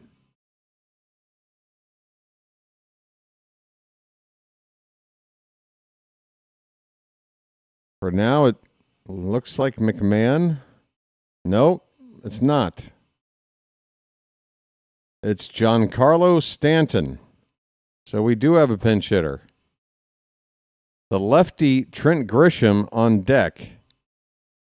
You walk Stanton. You walk Stanton. You don't, yeah, and they will walk Stanton. It's the right move. All right, they did the right thing. Go after the lefty Grisham. Puts a force at every base except home. Stanton is slow as molasses. So the odds of him scoring on anything other than a home run are pretty slim. Well, then again, if they're going to take Stanton out for a pinch runner, never mind. Giancarlo Stanton, that's why they pay him the big bucks, folks. He goes up to the plate, he gets intentionally walked, and he sits back down for a pinch runner. Hell of a day for Giancarlo Stanton. Anthony Volpe pinch running. First and second for the Yankees, 2 down. Here's Trent Grisham. First pitch is low and away on a cutter from Inns. Folks, imagine having that baseball gig. You sit the whole game. Manager says, hey, go grab a bat. You grab your bat, you walk up to the plate, they tell you, hey, go stand at first base. You go to first base, and they say, all right, go back, sit down. That was the day for Giancarlo Stanton. 1-1 the count on Trent Grisham, folks. Come on, we need this third out. We need it. Pitch. That's a called strike 2. Basayo jumping up after receiving the pitch, trying to hold the runners where they are. They're dancing out there.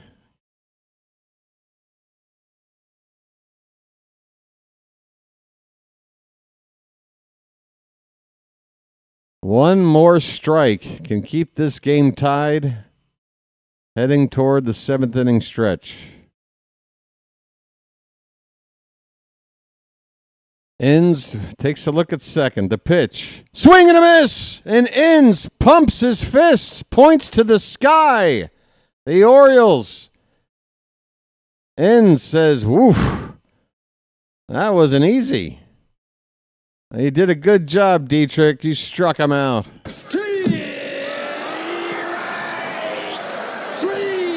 Well, y'all come back now, you hear? Well, y'all come back now, you hear? Folks, guess what time it is? On the lowest, this is so sad.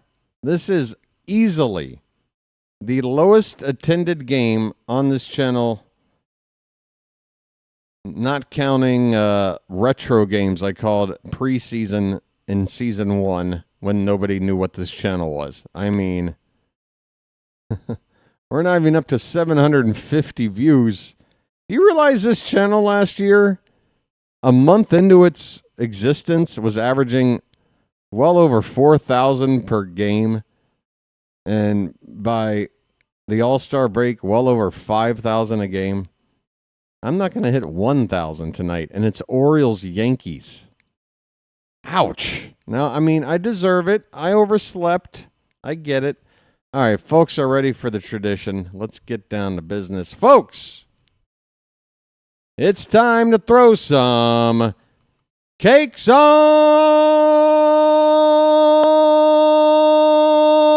the griddle.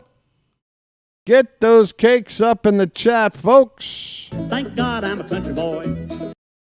Thank God I'm a country boy. Looks like everybody's going to get them up. Already got them up. Thank God I'm a country boy. Thank God I'm a country boy. That's a lot of cake. Thank God I'm a country boy. Thank God I'm a country boy. All right. All right.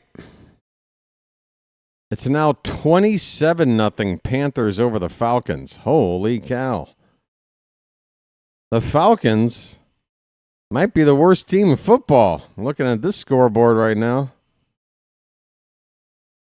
All right. Good news for DC next week.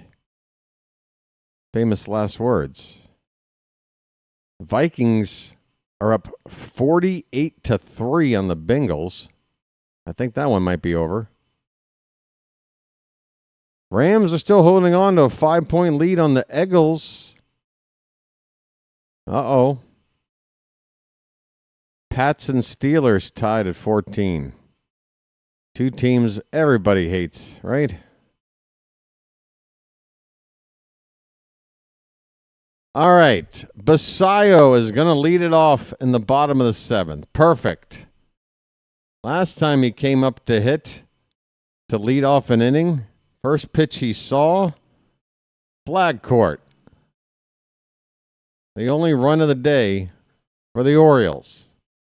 How about a repeat? Let's take the lead.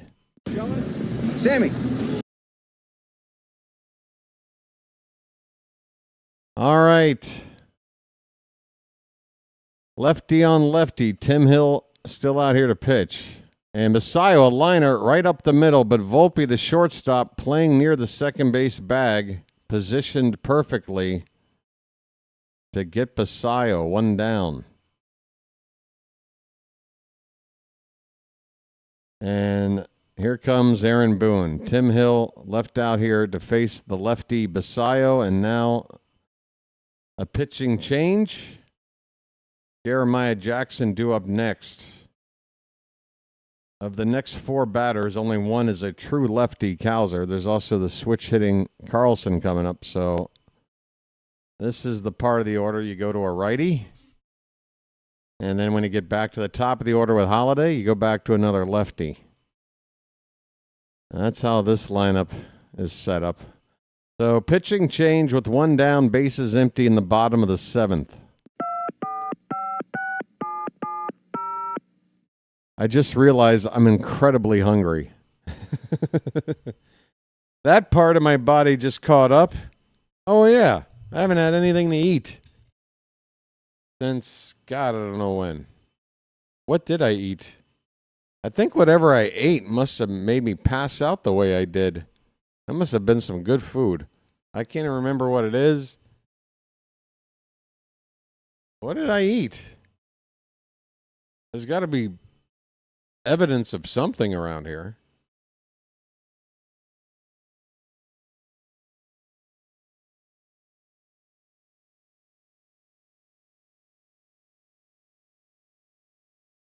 Might have been pizza. Might have been pizza. But I thought I had pizza last night. Did I don't know. I'm living in a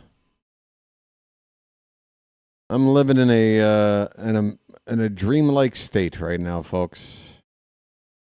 Am I awake? Is this real life? How do I know I'm not dreaming right now?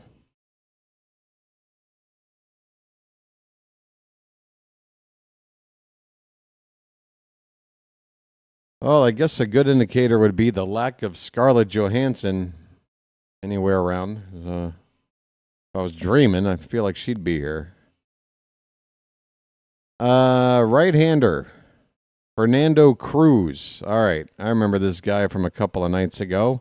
He's got a splitter, okay?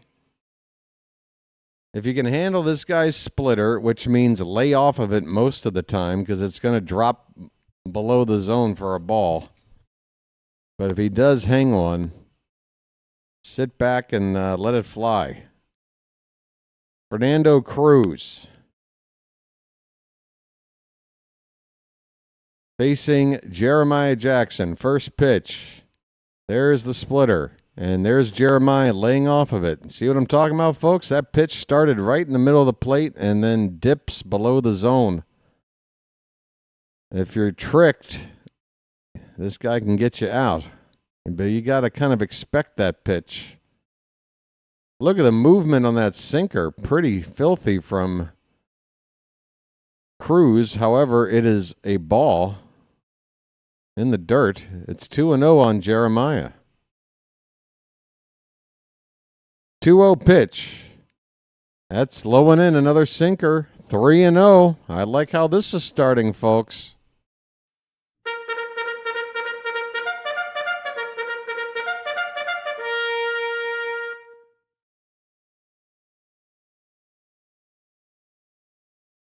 There's a strike right down Broadway, a get-me-over pitch to make it 3-1. How is Ben McDonald comparing Jeremiah Jackson to Aaron Judge? In what way?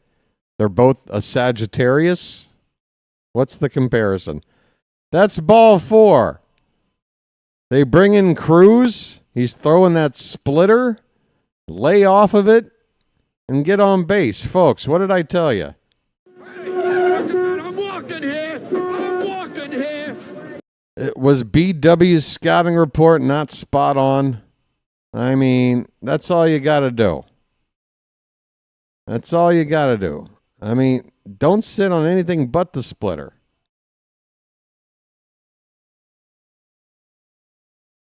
Here comes a pinch runner for... Is Jeremiah Jackson just incredibly slow? I thought he had decent speed. They pinch run for him in late innings all the time. Luis Vasquez is incredibly faster. So, I mean, I get it. You want the defensive change in the next half inning. How slow is Jeremiah Jackson? I don't get it.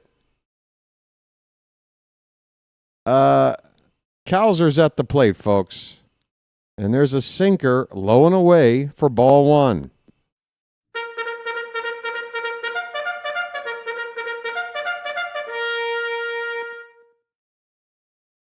I mean, has anyone ever sat around talking about Luis Vasquez's speed?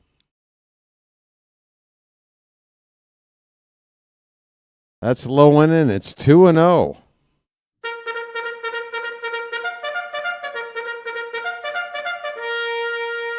There have been several defensive changes for the Yankees to start this inning that I failed to mention. We got a 2-0 count on Cowser. I'll mention them here in a moment. Cowser shows bunt and takes a strike on 2-0. What the hell was that? Ben Rice moves from first base to catching now. Goldschmidt pinch hit for the catcher Wells, stays in to play first base. Jose Caballero moves to third base from shortstop. Volpe, who pinch hit for the third baseman McMahon, is now at short. It's now 2-2 on Cowser. Well, the idea is, Phantom, is that Vasquez will take over defensively, so it's an upgrade for running and defense after. We've seen it with Carlson and Jeremiah whenever Jeremiah's in the outfield and Carlson's not starting and it's late. He's pinch run. They try to pinch run for a guy that's faster and then takes over for defense. But my thing is, I don't think any of these guys are that much faster. Just let Jeremiah run and then make the defensive change in the next half inning like you do. Cowser swings and misses at a splitter and low. I mean, Cowser, come on, dude.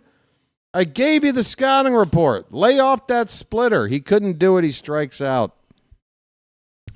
2 down in the inning. You can see that ball just tumbling down all the way to the ground. You got to be able to pick up that pitch, man. Kobe Mayo, 2 down, runner at first. And that one's in the dirt. Nice stop there by Ben Rice.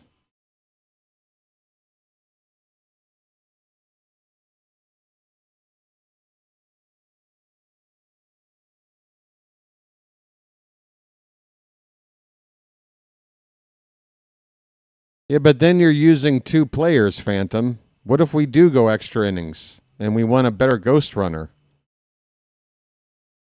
I'm actually on Mansolino's side with that because you don't want Mateo playing third base, right? So you're using up 2. I mean, the Yankees just burned 2 positions when they pinch hit Stanton and then pinch ran him. They burned up 2 spots. I don't see the need to do it. All I'm saying is how slow is Jeremiah Jackson? I don't think he's that slow. I think he can just wait and then make the defensive change if you want better defense in the next half inning. I don't know. But yeah, Mateo, I think, would make sense to, especially in a tie ball game that could go extras. I wouldn't use him in this spot yet. Oh, wait a minute. That's a base hit. That's a base hit. Kobe Mayo, opposite field. Vasquez gets to third base. The inning is alive, folks. The inning is alive. Kobe Mayo muscles one into the opposite field. First and third, 2 down. That pitch, a splitter on the outside edge. Kobe goes the other way, gets just enough to get it into the outfield there, and that's it for Fernando Cruz. He's done. Top of the order with Holiday. Oh, no. It's Carlson due up. Okay, so they're going to make this move 1 batter before Holiday. Interesting. All right, pitching change. Things are getting pretty dramatic here late Tie ball game, bottom of the 7th, 2 down. The Orioles have the go-ahead run at 90 feet away. 90 feet away. Excuse me. What is this? What am I looking at? And why am I looking at it? Okay, I don't know what that is. I'm starving. I am starving. All right, hold on. I don't even know if I did eat pizza. Maybe there's some left over. I'm going to go look. I'll be right back.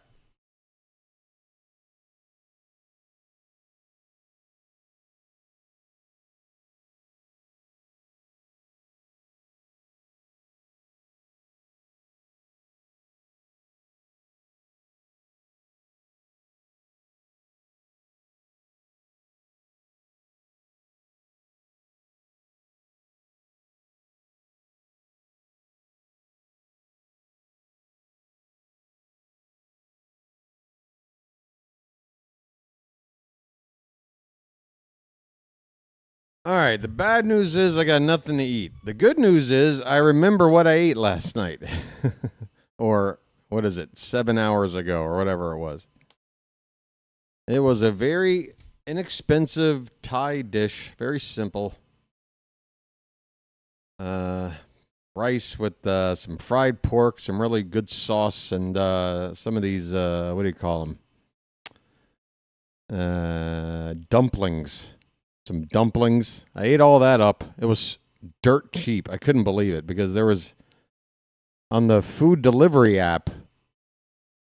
You guys ever use a food delivery app over there? Do they have this thing where, like, they have these, like, deals, like 30, 40% off if you order from these restaurants, like, in the next 15 minutes? Like, as soon as you open the app? Luke Weaver is on the pitch, right-hander, making his 61st appearance, 3.84 ERA, a .05 whip. So, yeah, I open up the food app to order something. I'll see that list. I'm like, all right, let me see if there's anything I might want to eat, because it should be pretty cheap. There is a called strike to Carlson. It's 0-1. They have that sometimes. Over here, it's all the time. You open up the app, there's always at least like a dozen restaurants. Or like, as long as you order about $4 worth of food or more, you get like 40% off. It's nuts. Carlson checks his swing on 0-1. It's 1 ball, 1 strike. First and third for Baltimore with 2 down. A base hit would make the yard go nuts. At least 60% of the crowd, I hope. The other 40% might not be happy about it. 1-1 pitch. Swing and a miss. A change-up right in the middle of the plate, in the middle of the zone. Carlson would like to have that pitch back.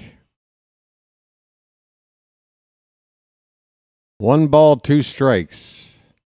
And Weaver steps off the rubber. So, yeah, with that discount, delivery and tip included, it was 80 baht, which is just insane.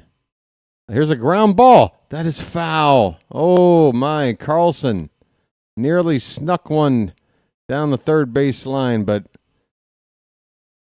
it had some English on there. That ball was kicking foul quickly once it hit the ground.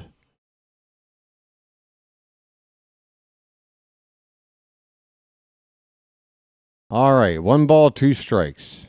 Come on, can we get it? Just a little flare over somebody. Come on, pitch. That nearly hits Carlson. Nearly got Carlson just above the belt. He backs out of the way. Folks, with my gut, I think that pitch is hitting me. But with a slimmer build, Carlson able to get out of the way. All right, 2 balls, 2 strikes. Come on, folks. Here it is, pitch.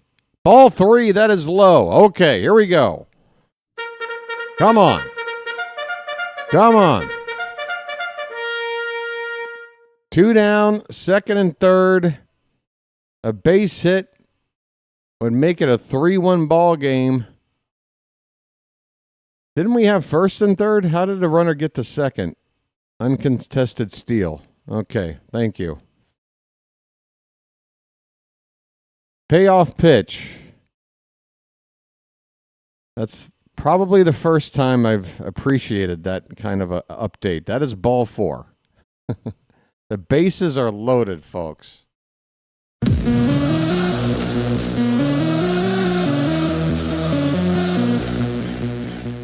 All right, Jackson Holiday. I know I was pretty tough with you yesterday. Pretty tough with you. How about help me out here? We can smooth things over real nice here. If you can come through right now.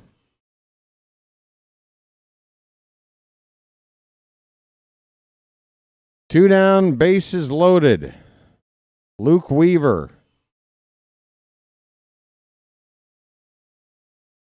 Here comes the delivery. Fouled back. Holiday first pitch swinging, fouls it back behind the plate. 0-1.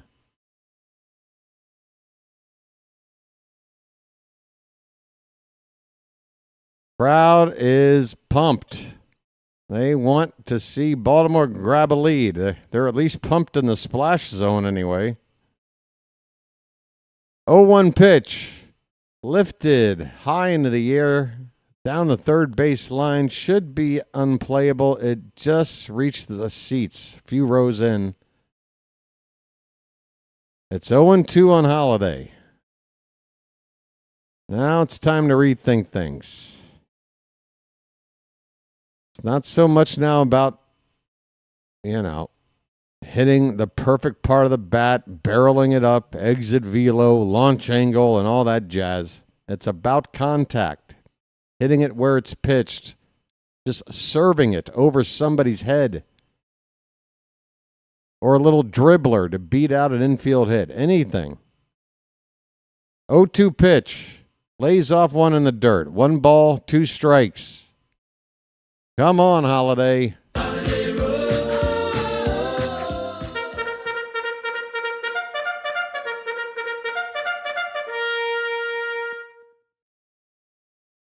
One ball, 2 strikes.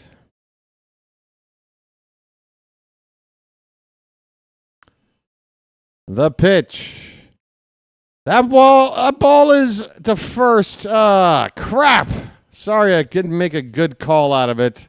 A 1-hopper to first. Goldschmidt flips it to the pitcher, covering the bag, and the inning is over. The Orioles leave them loaded in a tie ball game late against the Yankees. That hurts. We're going to the 8th inning, and the Yankees have their big bats due up. We got a 1-1 ball game. I think Rico Garcia is probably going to come in to pitch, with Aaron Judge due up next. All right, folks, hang in there. We're still tied. Folks, we got over 100 people watching here now. It's almost like this game is finally caught up to normality, normalness, normalia, normal Ruski, whatever. Do me a favor, folks, as 9 people instantly leave. Yeah, if you're here and you haven't hit the like button already, do me a favor. Do everybody here a favor and tap that thumbs up at the bottom of your screen, folks. It's been a low turnout today. I was late. The NFL is on. And we got a lot to work to do to get to 100 likes today. We're at 70. Can we get there? Wow. There was over 100 people in the room. They left. Back down to 80. Fickle crowd. All right. Commanders now just a 10-point lead, but that game's almost over. As is all the 1 o'clock games. As are all the 1 o'clock games. Learn English, BW. Vikings will beat the Bengals. Jaguars and Texans tied at 10. Colts will beat the Titans. Commanders will beat the Raiders. Eagles have taken the lead late by 1 point. With under 2 minutes to go, Eagles up by 1, 27-26 on the Rams. Panthers shut out the Falcons 30-0. Steelers won 21-14 over the Pats. Judge lifts off. First pitch he sees. It's a shallow fly ball. Cowser sprinting in about 50 yards to make this catch. Good grief. Cowser playing in deep center. That ball in the air forever. He ran forever. Makes the catch. Packers and Browns are tied with a minute to go. Buccaneers are up by 6 on the Jets. There's your NFL update. Here's Cody Bellinger. First pitch curveball low from Garcia. So Rico Garcia is out the pitch. Bellinger's 0 for 3. That one's low, 2-0.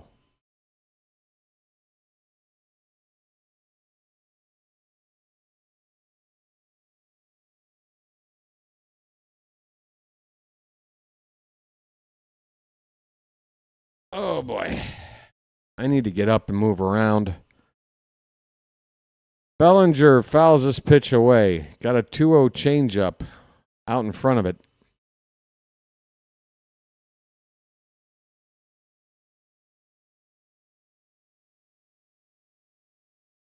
Devin Williams, the closer who has not been doing too good of a job for the Yankees this season, is getting loose in the bullpen.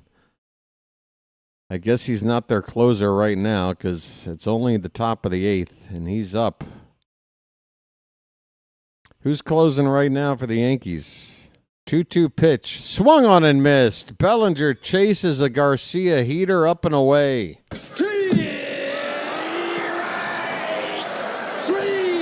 Well, y'all come back now, you hear? 2 down in the 8th. Up, up, up and away. Garcia sets down Bellinger. Gets Judge on a shallow pop-up and strikes out Bellinger. All right. With 2 down, it is Ben Rice. Started the game as a first baseman, now catching. 2 for 3 on the day. There's a foul ball right at the plate there. The count is 1-1. That must have got a piece of the ump.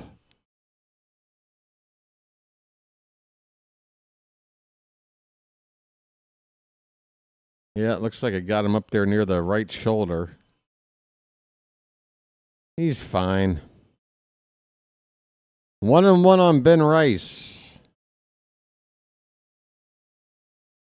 Pitch. In on the hands, popped up, out of play. 2 outs and 2 strikes on batter number 3, and Rico Garcia's only thrown 9 pitches. Efficient.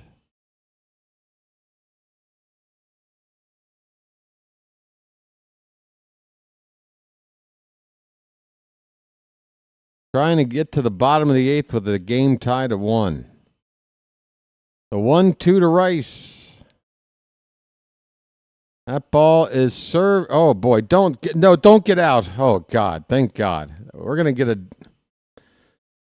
Sorry, I can't call tonight. My play calling has been terrible. Ben Rice hits a fly ball to right field. It hits the base of the wall where the grounds crew shed is. Off the bat, I did not think the ball would carry that much, and it just kept carrying, and then I was worried it was going to actually get out of here. It does not. Ben Rice has a double with 2 down. And Jason Dominguez is up now. So the go-ahead runner for the Yankees at second base.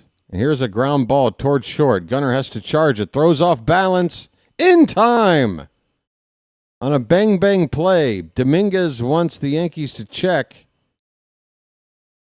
The umpire made that call emphatically. He seemed confident and he saw it well. If this play stands, hell of a play by Gunnar. Oh, they're going to challenge this. It is a tie on that first look.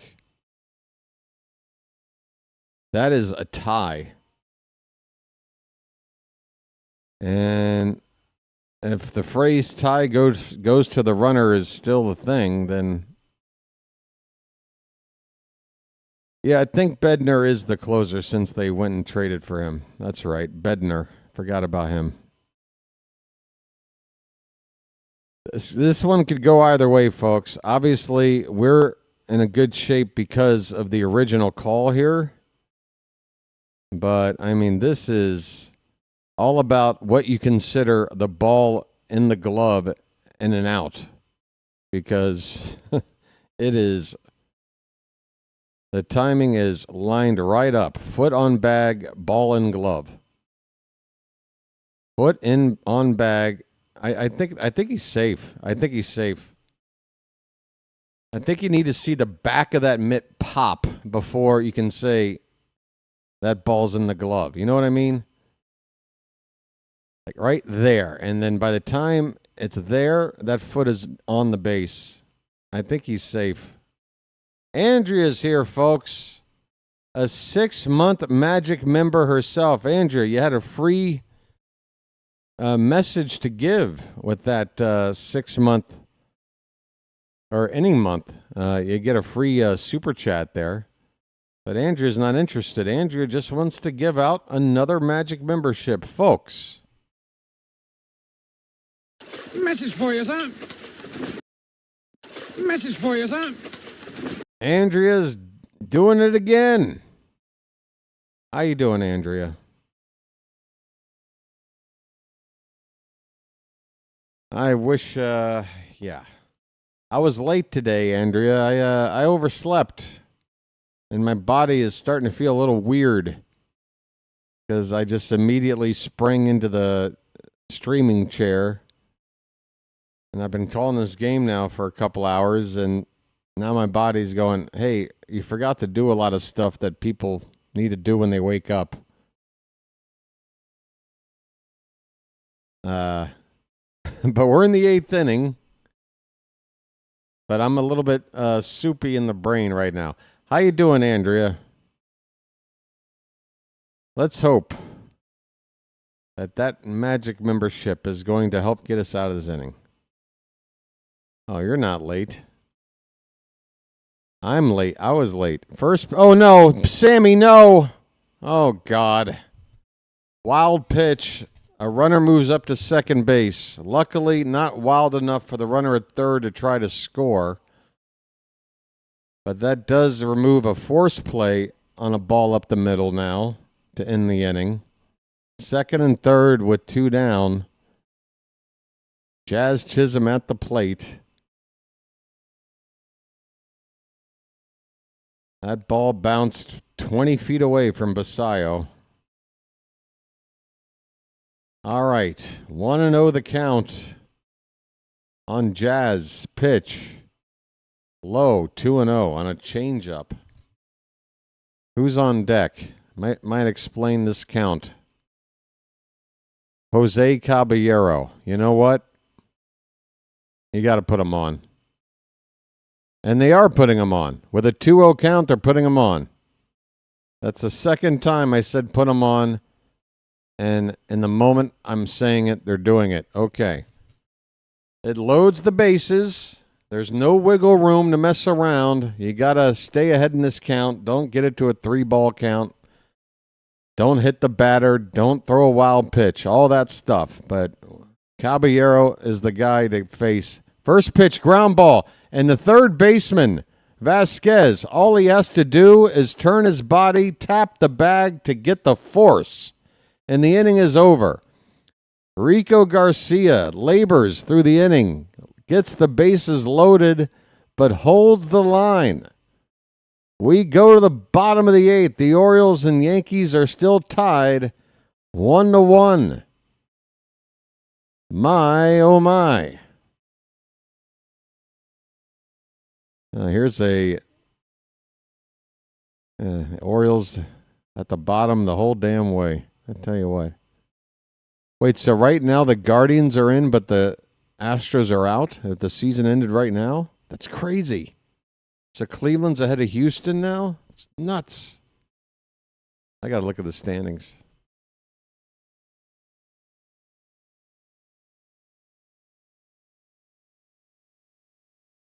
This is crazy. It's been a hell of a pennant race that we're not a part of. Cleveland and Houston, it looks like right now they are. I better go to MLB.com because I want to make sure this is up to date. Cleveland is losing right now by a run to the Twins. They were up 2-0. Twins now lead at 3-2.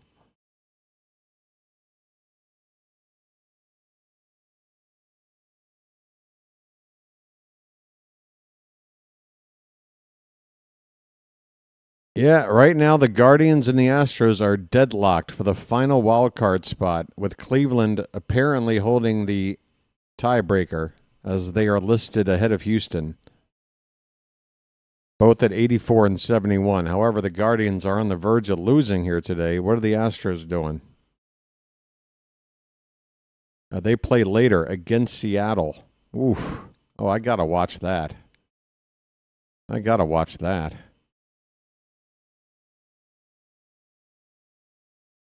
The Mets have a one-game lead on the Reds for the final wild card spot in the National League. Diamondbacks are 2 back.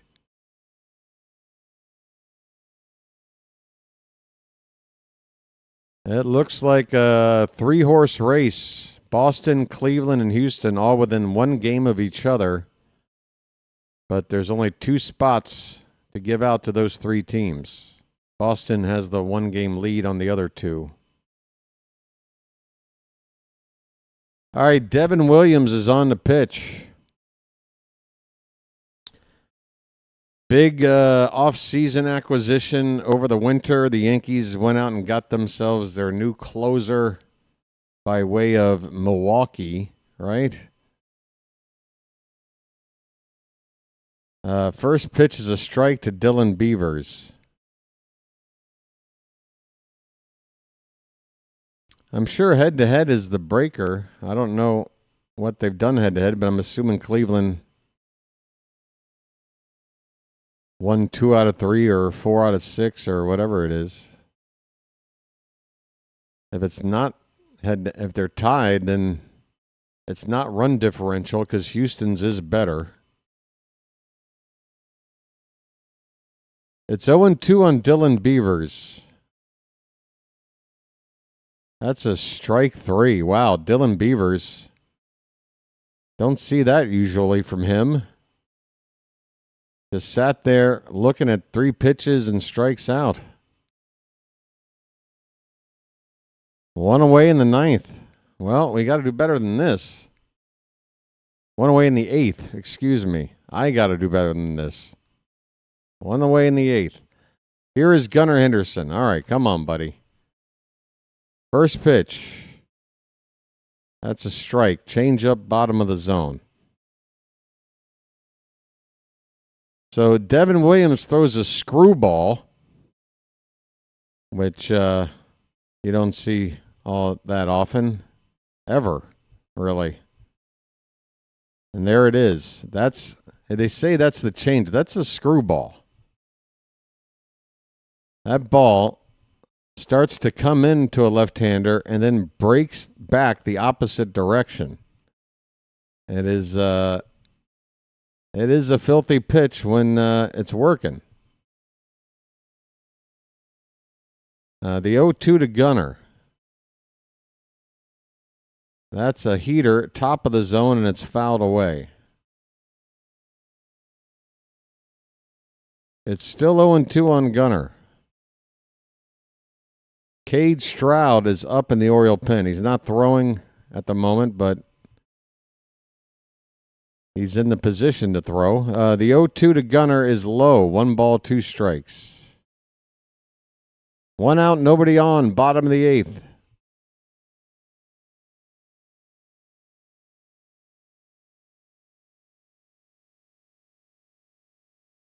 1-2 pitch. Oh, Gunner, did you go? He went. Gunner strikes out. Oh, man. Okay, John. I'm sitting here with NFL scores sitting in front of me. I don't even have the streaming monitor up right now. I just hit refresh. Is it working? Doesn't seem to be changing. Ryan Mountcastle's up with 2 down. First pitch is a fastball outside for ball 1. In game. Refresh. I don't know what's going on. Oh, there it goes. Well, now it's just gone. Swing and a miss. 1 ball, 1 strike. You wanted an update on the scoreboard? Well, now it's just gone. It's just a void. I don't know where it is.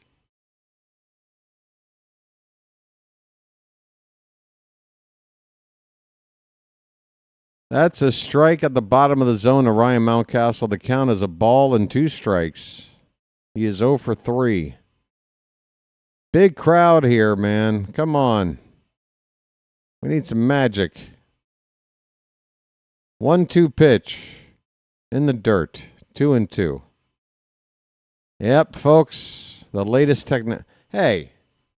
I'm sitting in Camden Yards right now. Look at me. Yeah, I'm a weirdo. I like to sit in the opposite direction, facing away from the field.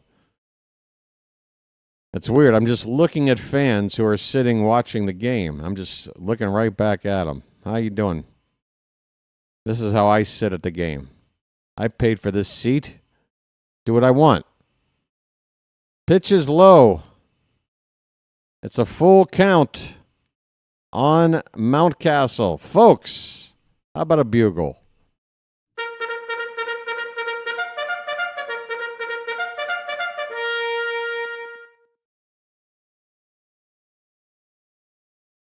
What are you talking about there, Fire Shard? Mountcastle strikes out. What?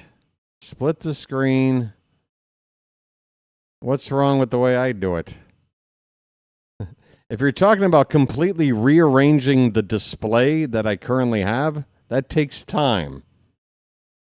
Okay? It's not a simple matter of like press a button, this screen cuts in half, and over here is your ESPN page. That'd be nice and simple. Don't work that way. Tell you what I'm going to do. I'm going to try to refresh this. See if that helps. Hey, what do you know? How about that? Well, Fire Shard wanted me to spend about 2 hours reconfiguring my display. Instead, I hit refresh, and now it's back. I like my idea. All right. We now go to the 9th inning. We are tied at 1. Boy, oh boy, oh boy. 41-24, the final for the Commanders. Eagles did beat the Rams, 33-26. Eagles had 12 unanswered points in the fourth quarter. They were trailing 26-21.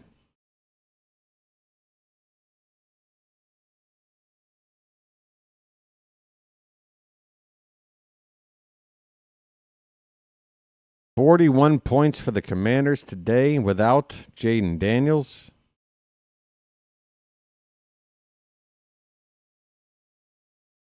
Very nice. The Eagles blocked a potential game-winning field goal and then ran it back. Wow. Wow. I bet if JJ is calling that game, I can't wait to hear him call that play. I'm sure he went bananas. Cade Stroud is on the pitch in the 9th.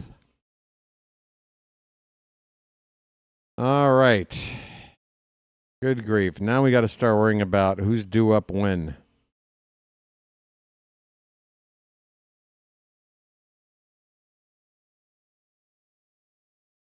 Ninth inning, a tie ball game. The Orioles are trying to split this series. If they don't, it's a 3-1 series win for the Yankees. We don't want that, man.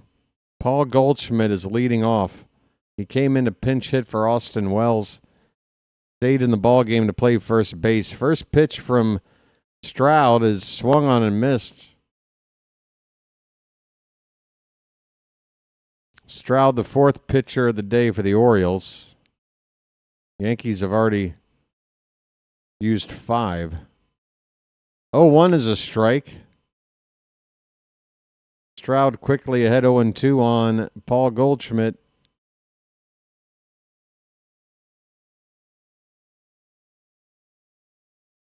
So it'll be Basayo to lead off the bottom of the ninth with Luis Vasquez and Colton Cowser due up.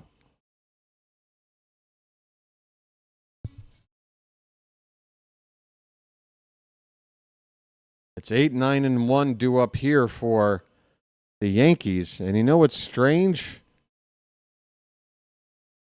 You want Judge to hit in this inning, I think.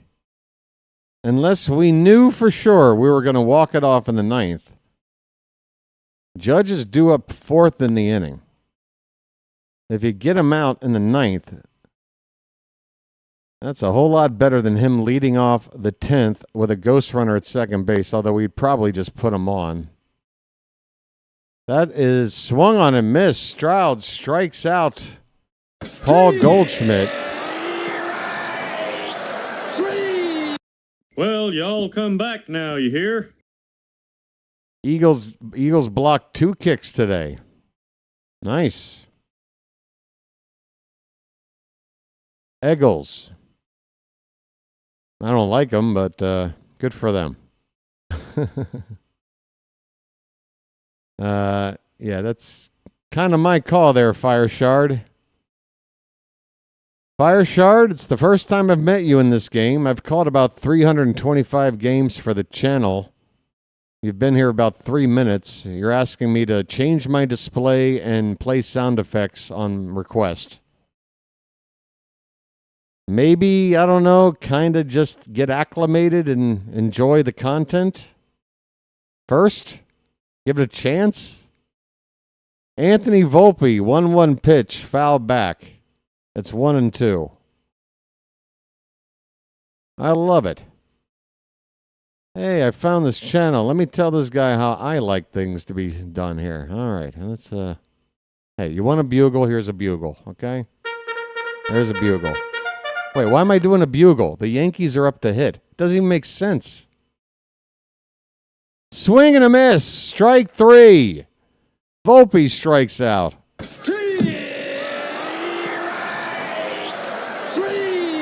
Well, y'all come back now, you hear? So now I have even more reason to pick on you, buddy. You're telling me now it makes sense? No, because you don't play a bugle when the other team's up to hit, ever. So there's that.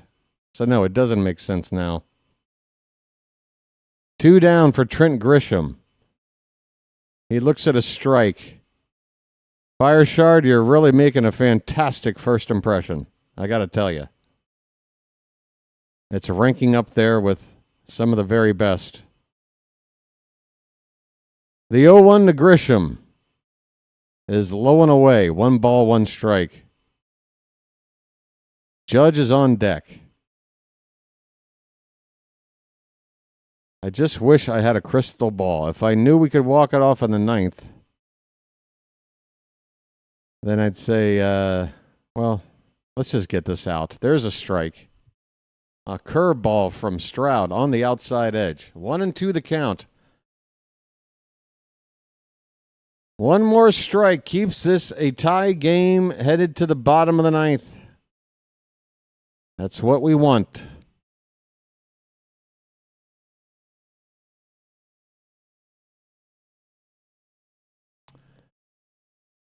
The 1-2 pitch.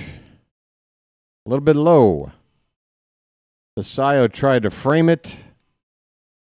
But you can't bring the glove up half a foot and expect the ump to buy that one. 2 balls, 2 strikes.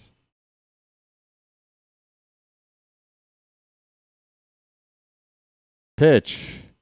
Swing and a miss. Stroud blows away Grisham. The inning is over. The Oriole fans applaud.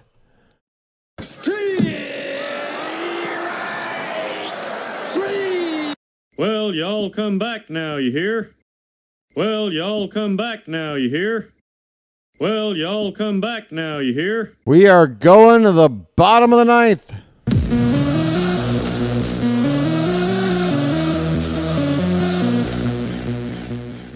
All right, folks.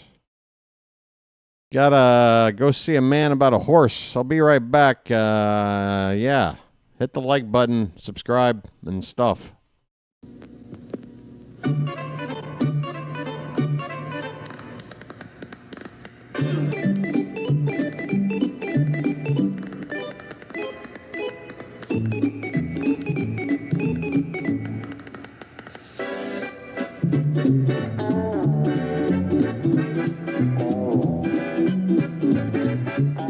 He met a strange friend in the Chesapeake Bay.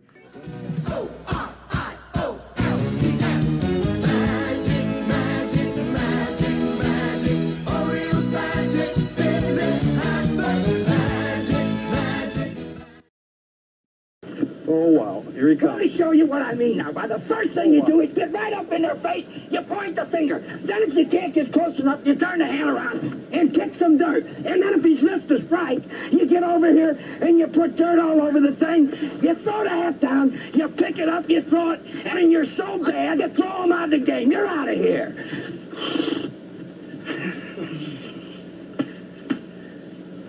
That's the way a major league manager should. I learned something, buddy boy.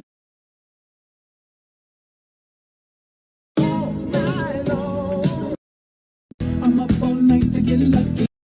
All right, folks.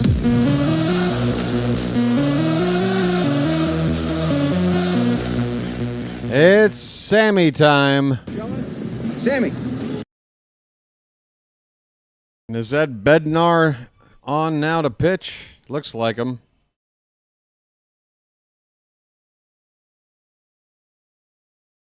David Bednar on the pitch. 25 saves and 28 tries. 61st appearance of the season. So more than half the time he's pitched, it's been non-save situations, which is what we got right here. It's a tie game in the bottom of the ninth. And the first pitch to Basayo is a breaking ball called a strike on the outside corner. Basayo with a home run today, the only offense for Baltimore. Here's a ground ball he rolled over. It's a routine grounder to second. Basayo is retired easily for the first out in the bottom of the ninth. Westberg is going to pinch hit. I'm sorry, it's Vasquez's turn. Cowser due up third in the inning. Westberg is going to pinch hit here for Vasquez. So weird. So why was Vasquez ever in this game? I don't know. So they wanted Vasquez to pinch run for Jeremiah, but then they want Westberg. I mean, I get why Westberg's up now, but I don't know. Whatever. Let's just make it work. First pitch. Swung on and foul tipped. Looks like it got a piece of Ben Rice. That might have got him right there between his twig and berries there. Oof. Oh, he got the double groin shot. Hit off the upper left thigh and then caromed over to the opposite thigh. Does look like he avoided the family jewels. 0-1 the count on Jordan Westberg. Pitch. Breaking ball. Swung on and missed. It's 0-2.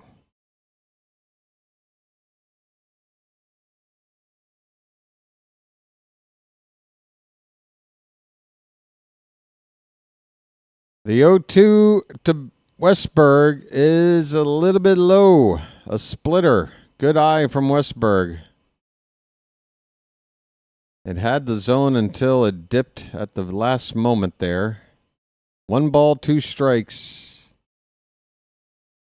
Pitch. Hit in the air. That's hit out to center field. It's going to carry, but it's going to die right in front of the track. Westberg hit it deep.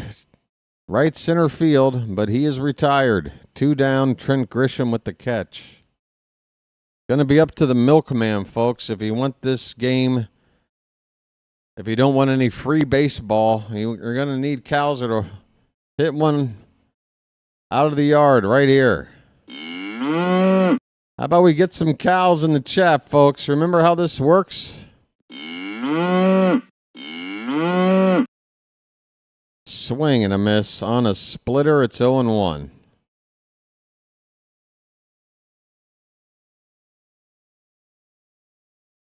Cows are 0 for 2. He lays off a high fastball. The count is 1-1.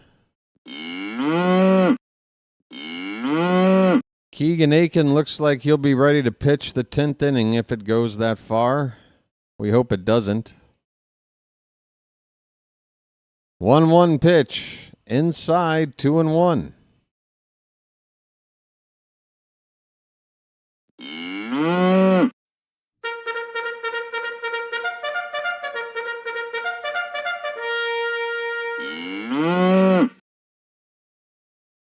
The 2-1. That breaking ball stayed up. It is 3-1 on the milkman. It's a hitter's count. Will Bednar give Cowser something he can do something with? Kobe Mayo would be up next.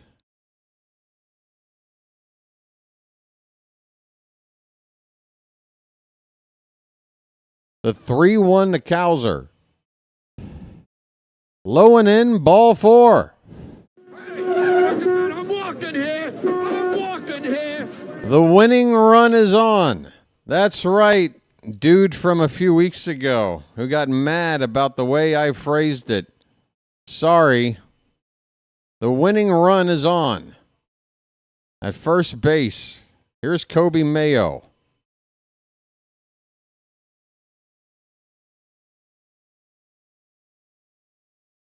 First pitch to Mayo, and there goes Cowser. The throw down is not handled by Jazz, and Cowser continues his perfect base stealing record. He's got 2 today.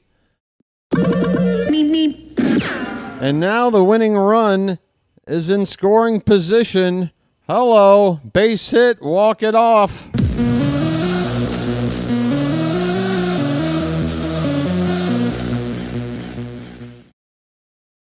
Cowser 13 for 13 in steals.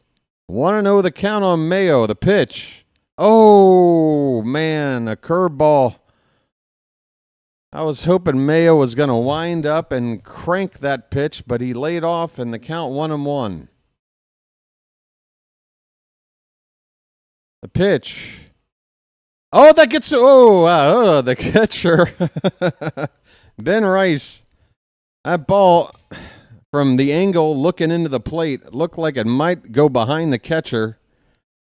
Ben Rice, though, able to handle the wild pitch, keep the ball within arm's reach. Runner still at second base. The count is 2-1. 2-1 on Mayo. The pitch. Hit on the ground, foul. He just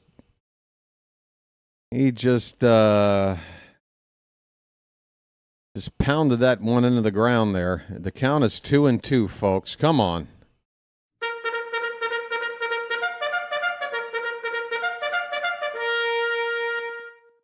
Mayo has seen his fastball, his curveball, and his splitter. Pitch.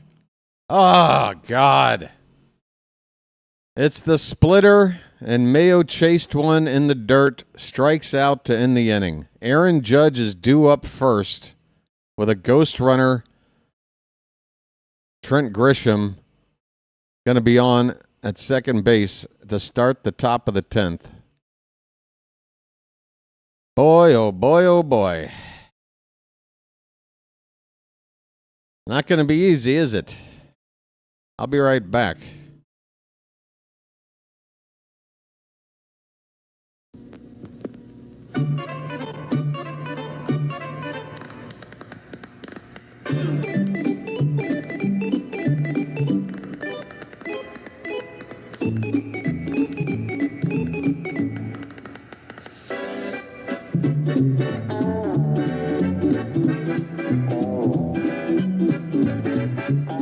He met a strange friend in the Chesapeake Bay when Monday the monster...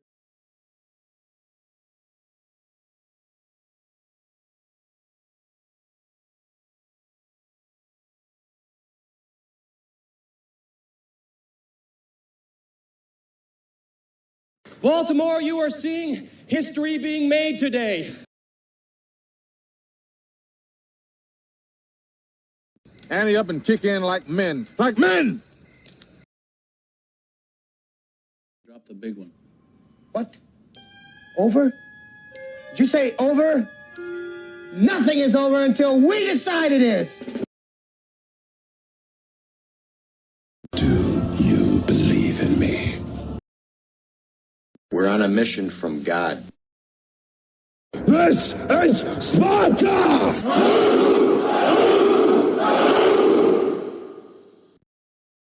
Well, we're going to start the inning with Cade Stroud still on the mound.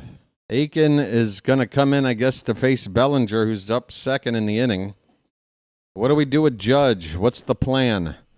Here we go. First pitch is low and away for ball one.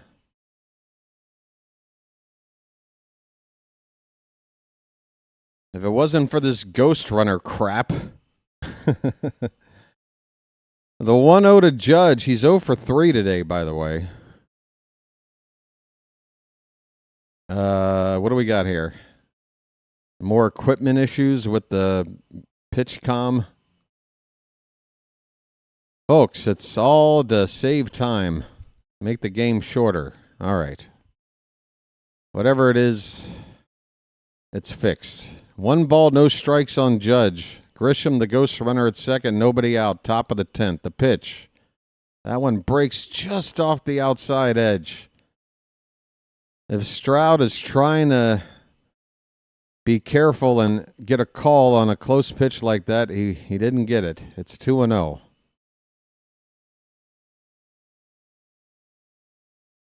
Pitch. All right, just put him on. Just put him on. Stop messing around. Stop messing around. 3-0 the count. If Bellinger wants to lay down a bunt or something, fine. Like, just go after him. If he's not bunting, we might get a double play. 3-0 to Judge. Swing and a miss. Wow.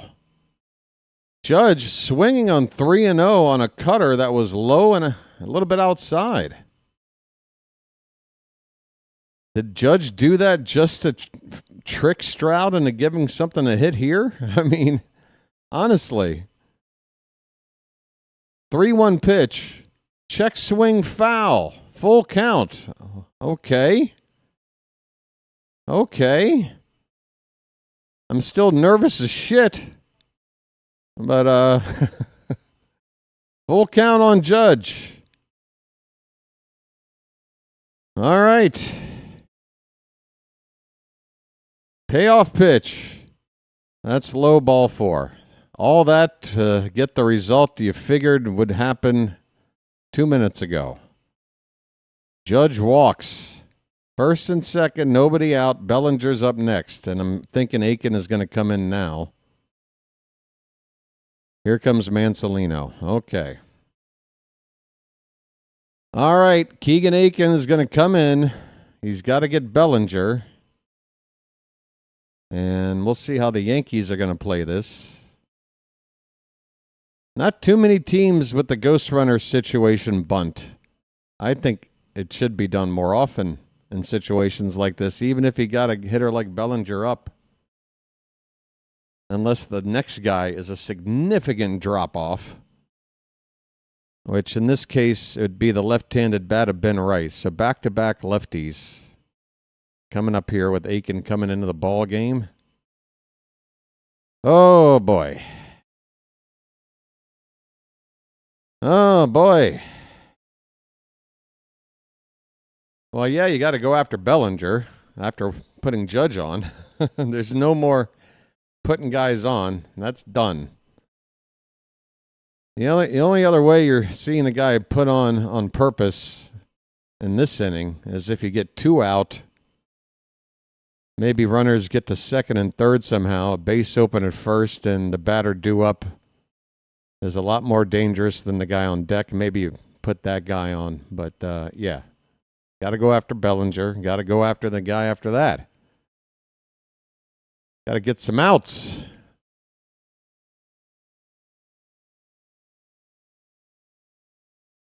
Man, don't show me this food. Come on, I'm starving. You're killing me. You're killing me, Smalls. Oh, man, don't show me him biting into that. I'm starving. It looks nasty, and I'm still hungry. Some kind of hot dog sandwich. I mean, I might eat that in an apocalypse, but...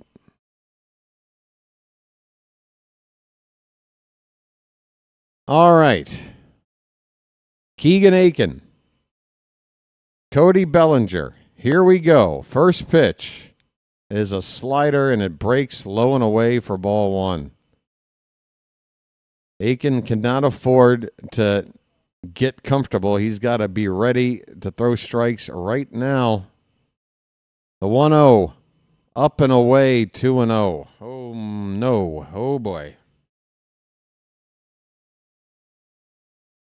Oh, boy. 2-0 with the count. The pitch. Line drive, base hit left field. Carlson's throwing home. And Grisham stops at third base. Bases loaded with nobody out.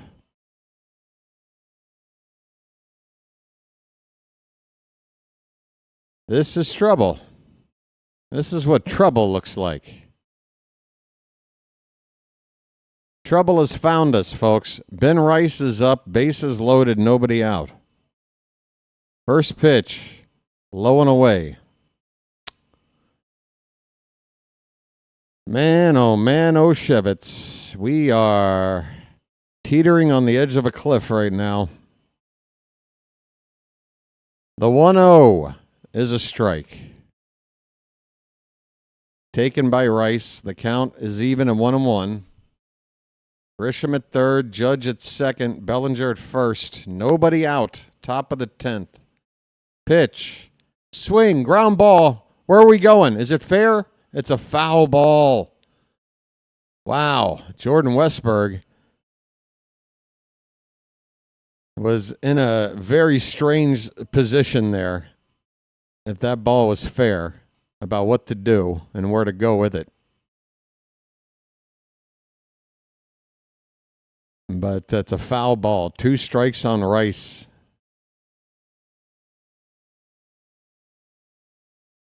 We need a punch out. Or something where we can nail the runner at home. Oh, God, that ball is crushed. Absolutely crushed. It's a grand slam into the bleachers in right center field. 5-1 Yankees.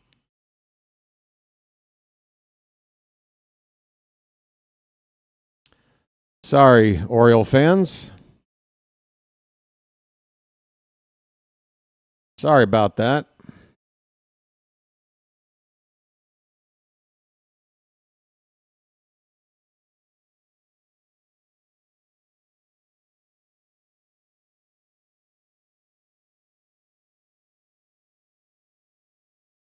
Rice got every stitch of that baseball. You knew it right off the bat. Lefty on lefty, too. Didn't matter. Base is empty. It's 5-1 Yankees. And, yeah. Not looking good for us. Austin Schlitter is pinch hitting. First pitch, he checks. Appeal says he didn't go. It's 1-0 on Austin Schlitter. Slater's pinch hitting for Dominguez. That's outside. It's 2-0. Keegan Aiken, not his day.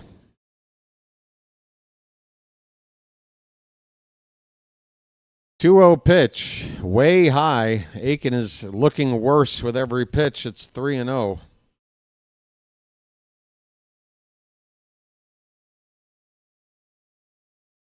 I'm pretty sure he's pretty bummed out after that grand slam pitch.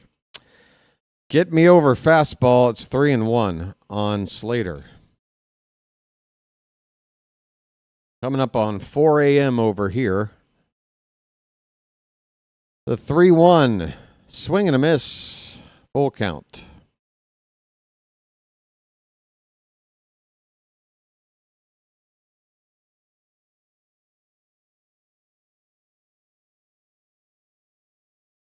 The Orioles are in danger of dropping their 83rd game of the season and going to 10 games under 500.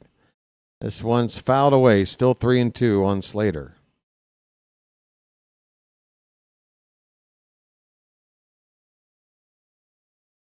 Well, if the score holds up, the Orioles take 1 out of 4. And the one win, shocker, Trevor Rogers starts.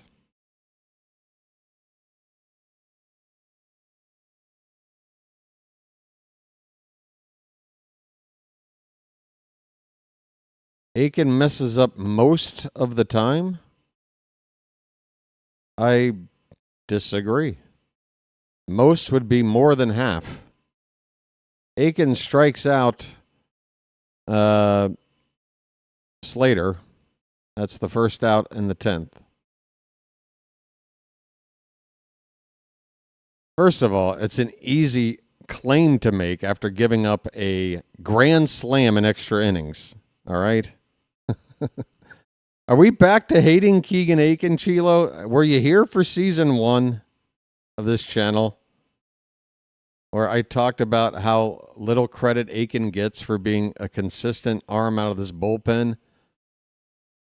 And he has been. I mean, Jazz crushes one. That one's gone.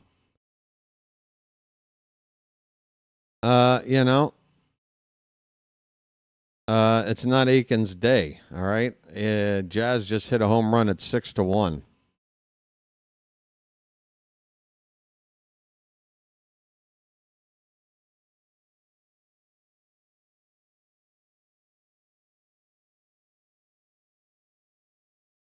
I got plenty of players I can point to that are problems on this team, and I got definitely a lot of front office and manager coaching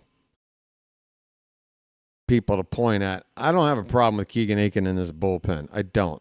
Today's a disaster, yes. But look, I'm not saying he's elite.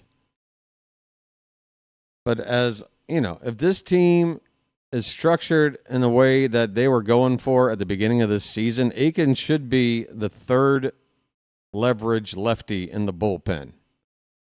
Like, he should be a low leverage guy. And in that role over the past couple of years, I think he's been fine. Now, they've been asking him since the trade deadline here to most of the time come into games that are, save situations or tied late or whatever. And, asking a lot. I think if you let Aiken return back to his customary role, I think he helps this team. I think he's fine. I'm not going to dunk on Keegan Aiken. I'm just not. I mean, what's he got right now? I mean, despite a terrible outing here, ERA at 3.5. Right? Should be 3.25 if it wasn't for this outing. It's at 3.5. Again, is that elite? No. Is that good enough for a lefty to be in somebody's bullpen? I think so. There's a break. I don't know. Did the inning end, or are we making another pitching change? We're making another pitching change. Yeremil Geraldo is going to come in to pitch. This will be the 6th pitcher of the day. Aiken only got 1 out. It was a strikeout. Otherwise, it was a nightmare. He at least doesn't get charged in the ERA department for the ghost runner. So 3 earned runs is what I'm looking at right now. Although it should be 4, right? Wait, did we make an error in the inning? Because then he gave up the homer to Jazz. So no ghost runner. It's showing 3 earned runs. It might be 4. Yeremil Geraldo is on the pitch.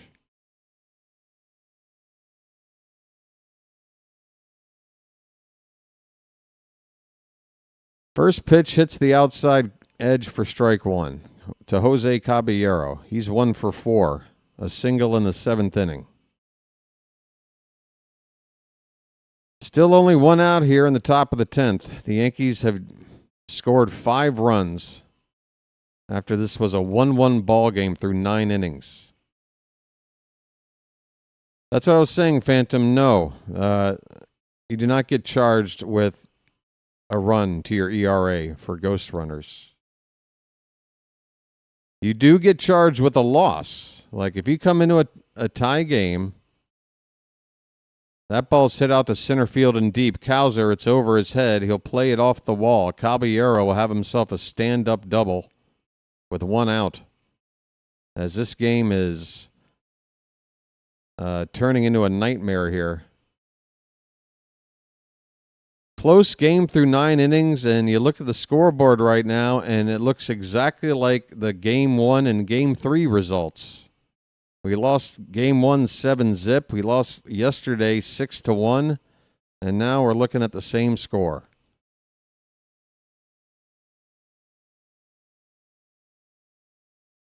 What is Stroud walking?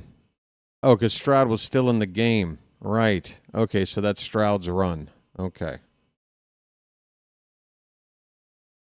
Goldschmidt is up. The count is 1-0. Pitch up and in.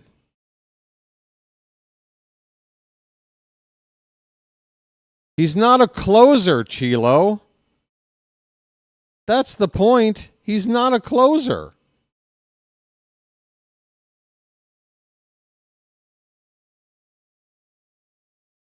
Two 2-0 the count on Goldschmidt.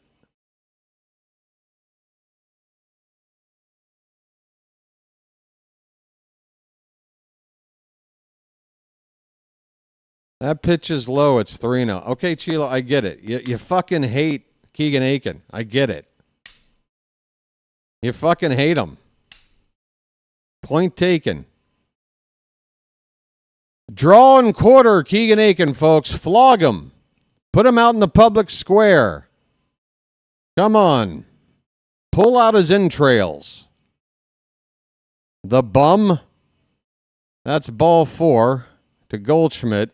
4-pitch walk from Geraldo. Let me just do this real quick. Orioles active roster. Hold on. Okay. All right. If Keegan Aiken is the reason why everything sucks, here's a ground ball base hit in the left field by Anthony Volpe. Another run will score. Caballero comes in. It's 7-1.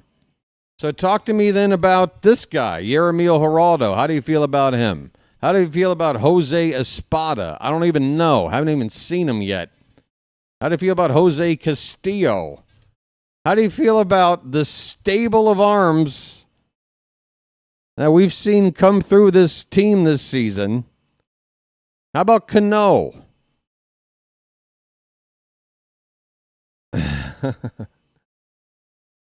Okay.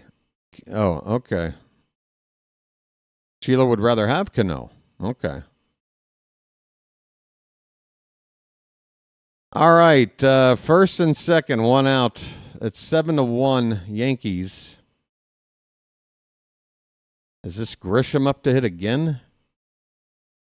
Swing and a miss. So they've batted around. Good grief. Well, Grisham was the ghost runner. That's right. So, yeah, so this is batter number 9. 0-1 the count on Grisham. That's low. 1 ball, 1 strike.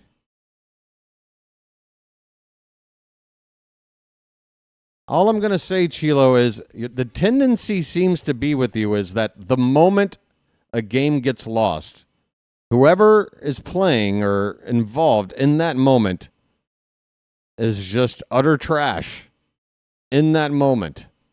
Like instant trash.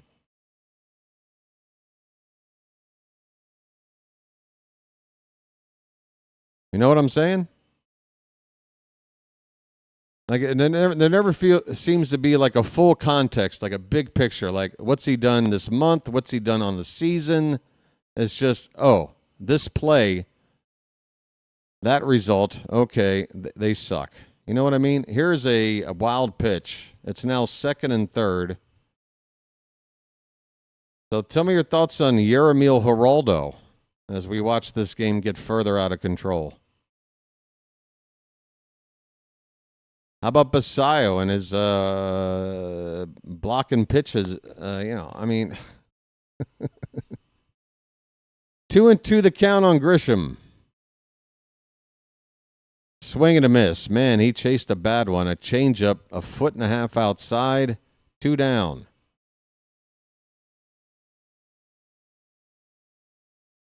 Yeah, the bullpen is going to need a major overhaul. Average Aiken outing. That makes sense. So if he were to, on average, give up 3 runs while recording 1 out, then his ERA would be, what, 99 for his career?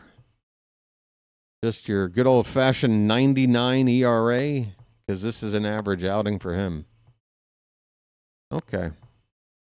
Math adds up. Aaron Judge is up with a base open. Why are we pitching to him? I don't know. Popped up. I guess that's why. He's going to make the final out of the inning. First baseman in foul ground. Mayo now back into fair ground. Makes the catch.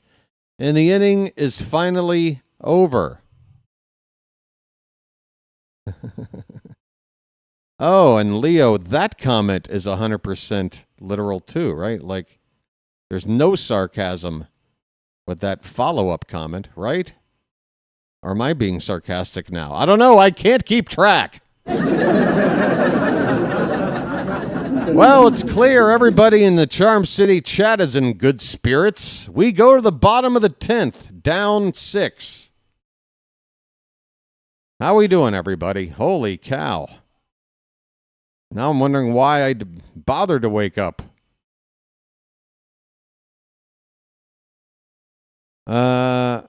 Wait, the top scoreboard is still showing 1-1? Can we just keep it that way? Hey, folks, that's the score up at the tippy top. Those numbers don't lie. It says 1-1 to me.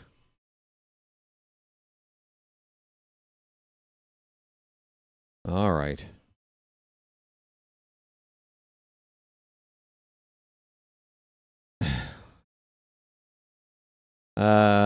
You know, come on, folks.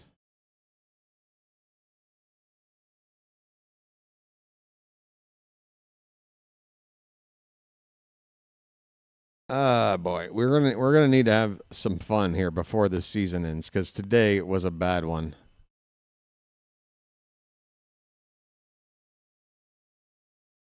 Thank you, Chilo. Thank you for at least, having some self-awareness. That sounds very honest.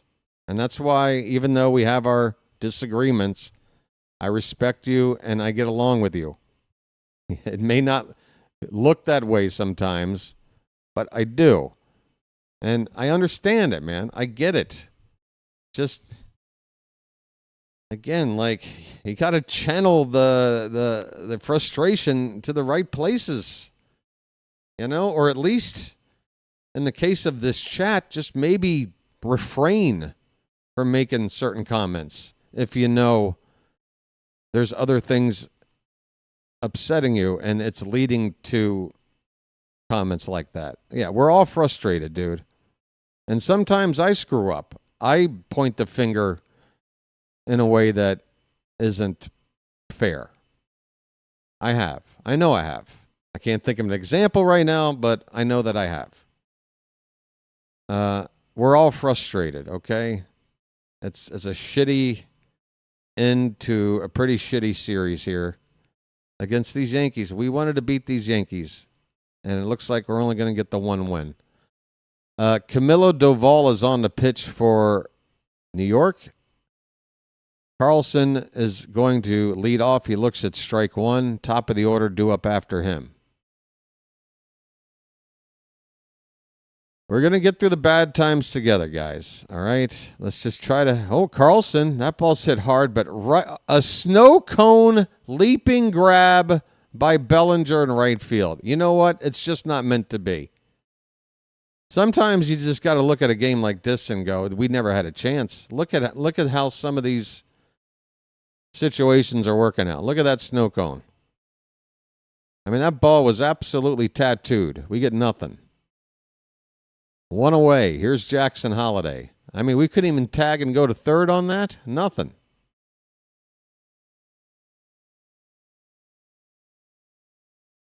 Jackson Holiday's 1 for 4.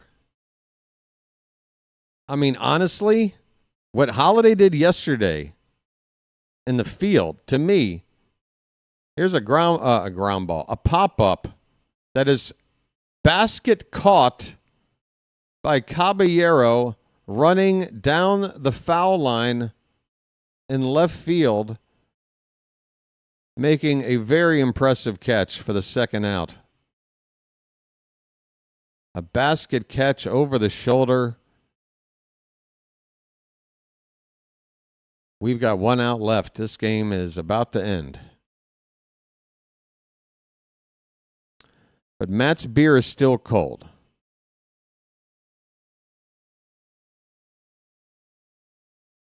Did I dig the movie Cool World?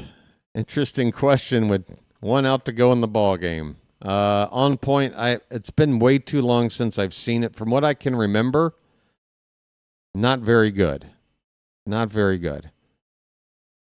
Problem with a movie like that is that Roger Rabbit set a standard for live action and animation combined that still no other movie has been able to match, in my opinion. But Cool World came out like a year or two after, and it's not even close. Like, after seeing Roger Rabbit, Cool World looks like a junior high's like art project. The count is 2-1 on Dylan Beavers. A pitch, swing and a miss. The Orioles are down to their final strike. Beavers is 0 for 4 today. I don't think he has an 0 for 5 yet in his career. He is in danger of getting that distinction today. Yeah, Monkey Bone would be another example. I like the artwork in Monkey Bone, but it's as a narrative story, it's a complete mess. It's an absolute mess. It's fun art, but it's barely watchable anyway, in my humble view. Full count on Beavers. The pitch. He lays off. All he does is get on base, folks. All Dylan Beavers does is get on base. I'm walking here. I'm walking here. All right. And again, Chilo, fist pump it, all right? We good? I'm fist pumping it. I'm fist pumping everybody in Charm City, okay? We're going to get through the tough times together. And this whole season's been 6 months of tough times for the most part. Called strike one to Gunner. He's up there with 2 men on base. We're down 6. He can cut that lead in half with one swing. It might be garbage time, but I'll take it. That pitch is low and away. 1 ball, 1 strike. Chilo with the fist pump back. Bobo with the fist pump back. Folks, I kind of like this. Hey, if you're down with the CCC, show me that fist bump. Show me we're still a community here, folks. 1-1 pitch is outside. 2-1 the count. We got an off day tomorrow. We got the rest of this day off. We got an off day tomorrow, and then we don't play until Tuesday night. So we got some time to get over this garbage and get ready for the final 6 games. We got Tampa head-to-head. We got a reason to play our asses off. Let me check right now. What did Tampa do today? What did Tampa do today? 3-1 the count on Gunner, by the way.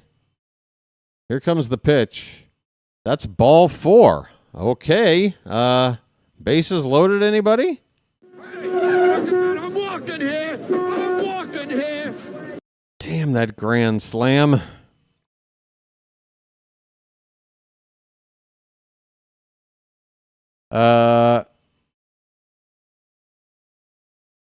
We are 2 games behind the Rays right now, but did they finish their game today or not?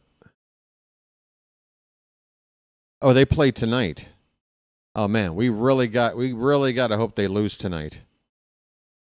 Ryan Mountcastle, first pitch is way outside for ball 1, and here comes a mound meeting as Camilo Doval has lost the plot here. Everybody on the Yankees, except the outfielders, are coming in to try to give Doval a little bit of confidence. Mark Leiter Jr. is warming up just in case. Bases loaded for Baltimore. They're down 6. Still need 2 more base runners to get the tying run to the plate.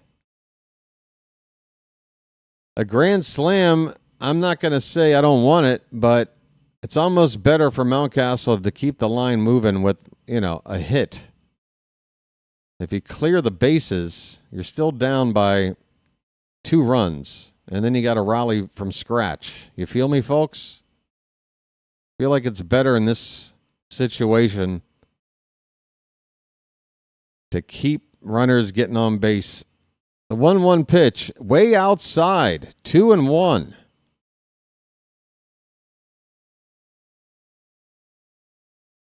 Michael's asking for a slam.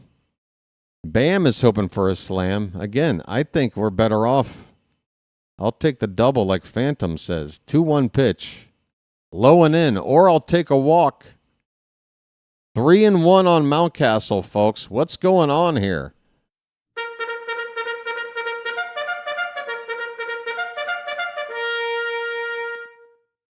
Three and one. We need base runners. Take it. That's a called strike. I don't blame Mountcastle for taking it. Now we got to do the right thing. Everything is maxed out, folks. Bases loaded, full count, 2 down.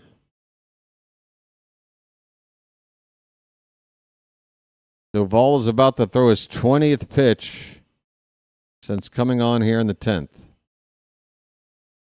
Come on, I just want the game to keep going. Pitch. Swing and a miss. Ball game over. Fastball, a cutter right down the middle, and Mountcastle couldn't touch it. The game ends. The Orioles leave them loaded in extras. Just a little bit of a tease. But the result is still a bad one. Very much like the other 2 losses in this series. The final score, the Yankees win 7-1. David Bednar gets the win. Cage Stroud is saddled with the loss. A tough loss for Stroud. And just an ugly end to this ball game, folks. We had a nice pitching duel that began between Kyle Bradish and Cam Schlitter. I was late. It got to be a bullpen game after 6 innings, and both teams unable to do anything until it got to extras. It got to extras, top of the 10th, and the Yankees exploded. 6 runs, 4 of them off one swing with a grand slam from Ben Rice. That made it 5-1. The Yankees would go on to add 2 more as we brought in Yeremil Geraldo to try to mop up for Aiken. Geraldo was not good either. 2 hits and a walk. Got 2 outs, gave up the final run of the day. We still have 3 games head-to-head with the Yankees in the Bronx. Anybody know what our season series record is? Oh, there it is. Series tied 3-3. So that's for the... No, is that for the year? Okay, regular season series. Okay, so it looks like the Yankees are up 6 games to 5. Is that right? No, 6 games to 4? Hold on. It looks like we're going to have to sweep in the Bronx if we're going to win the regular season series. Yeah, they just took a 6 games to 4 lead on the season series with 3 games to play in the Bronx. Even if we take 2 out of 3, they win the season series 7-6. It'd take a sweep. But it would take something that's possible. I'm not sitting here saying we've already lost the season series. Now, am I? It's still possible.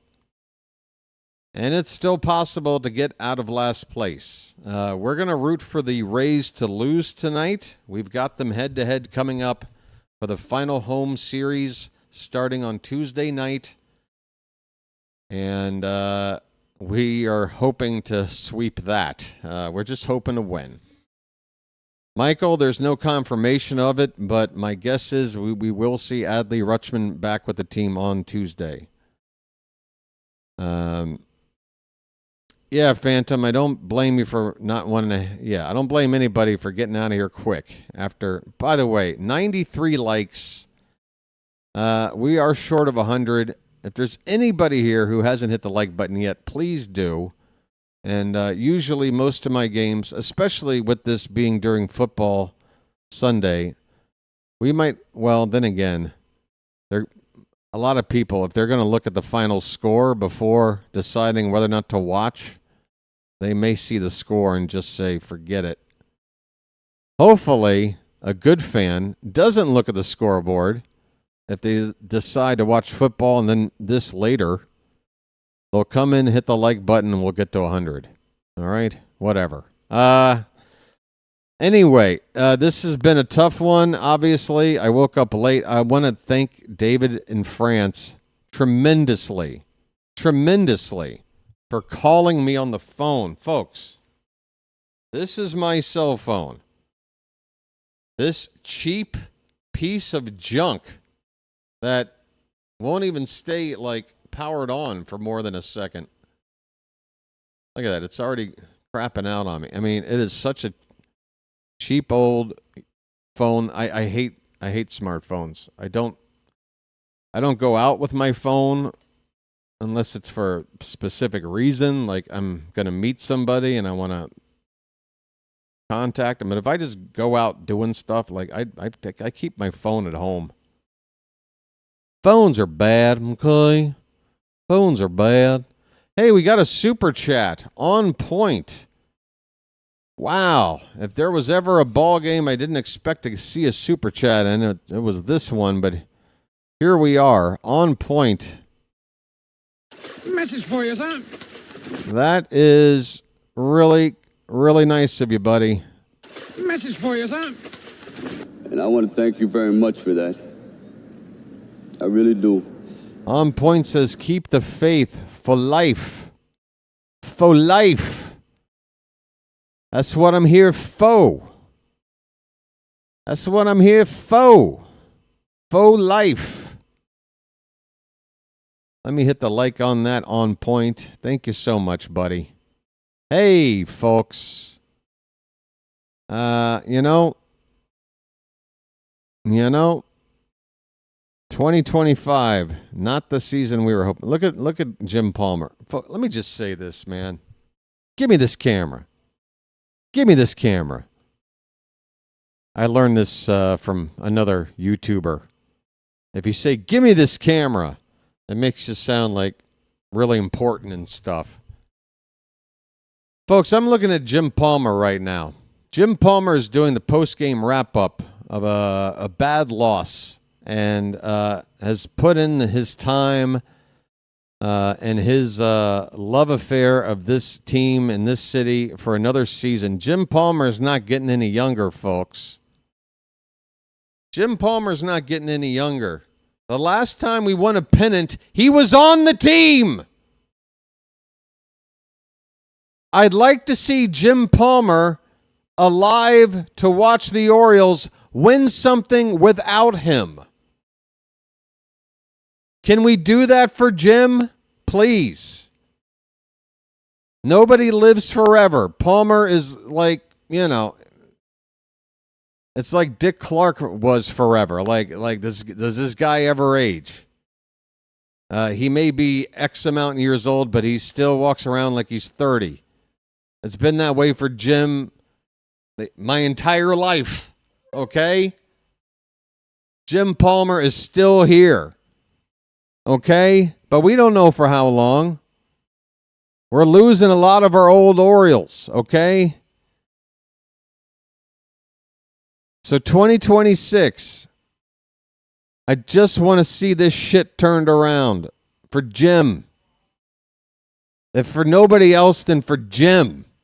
Because he's still here. He still cares. I don't know anybody that loves baseball as much as Jim Palmer and the Orioles. Look at him. Look at him right now. He's got the little zip-up shirt like he's 25 years old. He don't care. He'll do a jockey commercial right now. He don't care. He's a legend. But we have not won shit without him. And I'm tired of it, all right? We're going to go into 2026, 43 years in a drought. 43 years. Do we need to talk about what life was like in 1983? All right? Ghostbusters wasn't a thing yet. Gremlins wasn't a thing yet. Back to the Future wasn't a thing yet. I think the Smurfs might have just debuted. All right? I don't even think anybody had a fax machine yet. Nobody even had a beeper. Technology that is now extinct wasn't even around yet. The last time we won a pennant. Look at the skyline at Oriole Park here.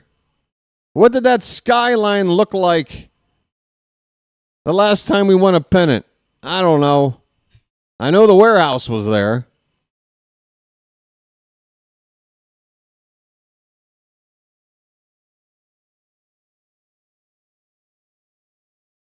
$43 years starting next season. That's what we're trying to chase down. 43 years of waiting. So listen up. All right, Orioles, I don't give a shit about your executive club or whatever. Your little, new idea to fleece some more cash so that some extremely wealthy people can sit behind home plate in a nice air-conditioned glass-covered area so they can sip on $30 coffee. I don't care about that. I don't care about the giveaways. I don't care. Put a winning product on the field. Find people that know something about winning baseball to manage them and coach them. Come on, man. We got a beautiful ballpark. We got so much history with baseball in this city. Enough is enough. Yeah, people are living entire lives. People are 43, folks. I don't want to get morbid here, but some people don't have a life that long.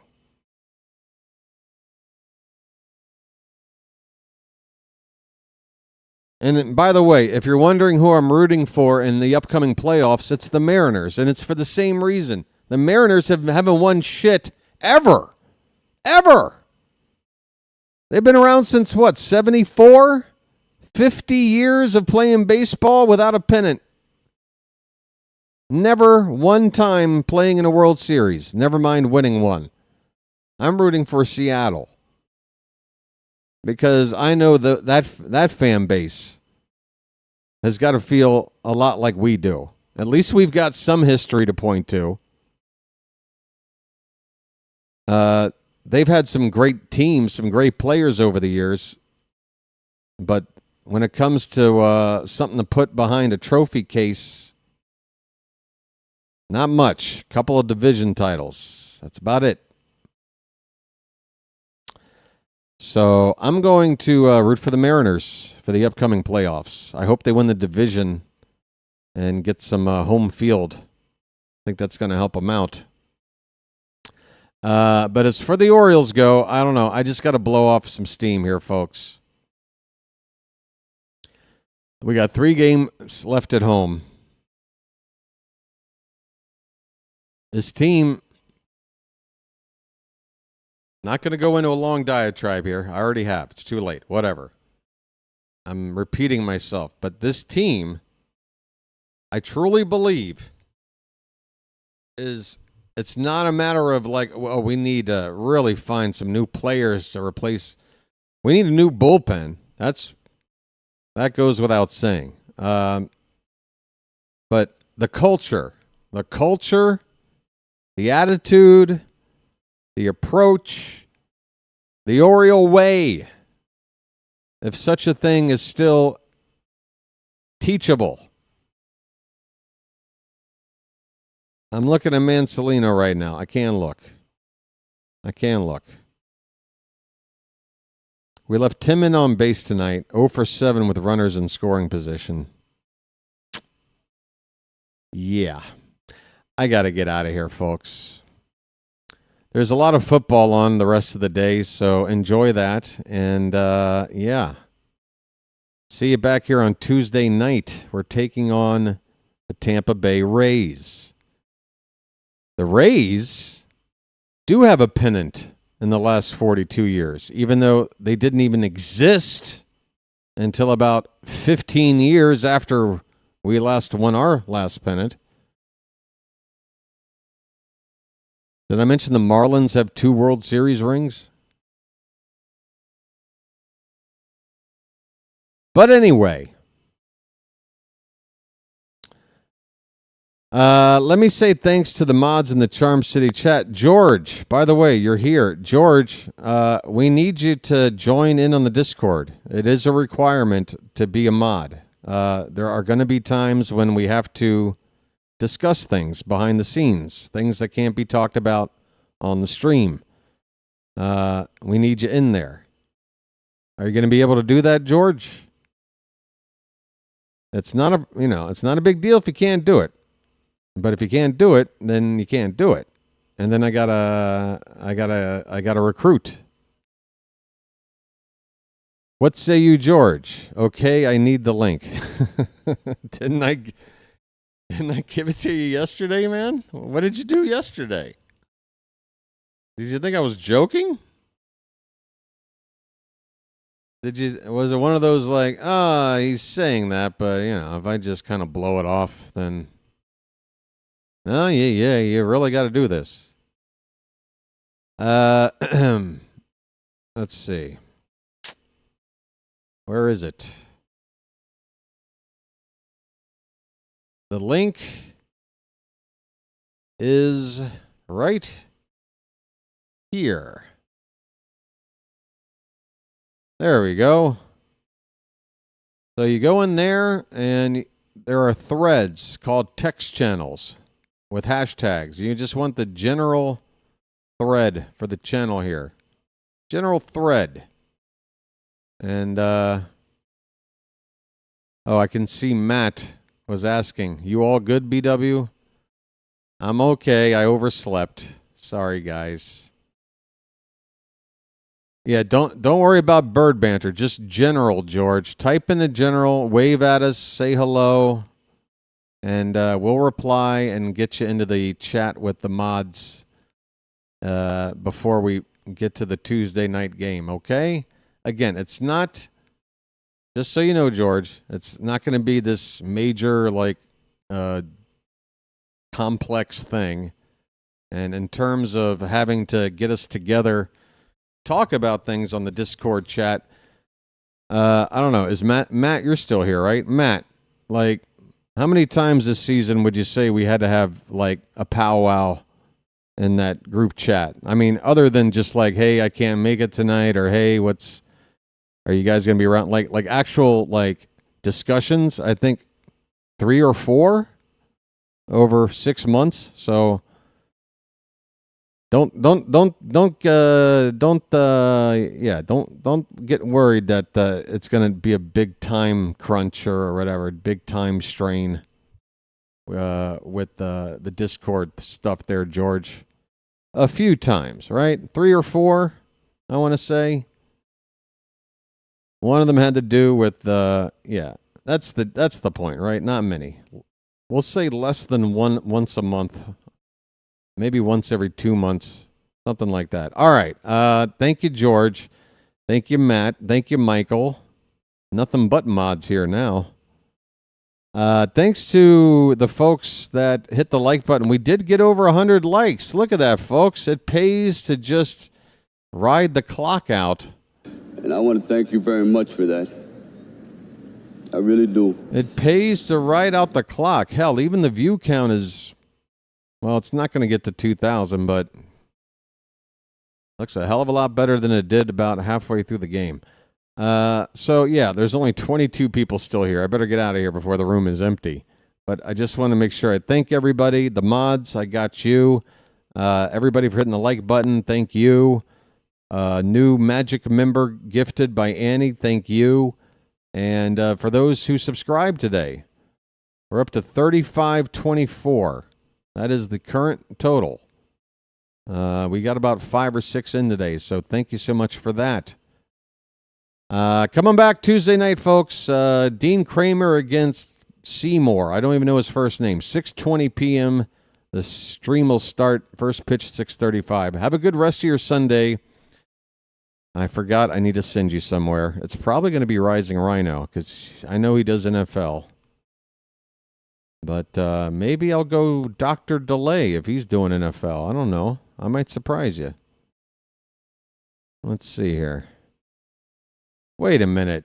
Rhino, you're doing Canadian football on an NFL Sunday? What? Oh, Rhino. Oh, George, that's you. Oh, wait. George is Zalex. Okay, George, you've been in there before. What are you talking about? You know the Discord. You've been in there. For some reason, I thought you'd never been in there. Oh, George. What am I going to do with this ragtag bunch of mods? I don't know. I got a ragtag motley crew here. I guess I like it that way. All right, well, JJ is doing the Phillies. Oh, okay, Rhino's doing the Chargers. Well, why isn't this showing up? All right, hold on. I'm going to send you to some NFL action, all right? Because I think you've seen enough baseball for one day.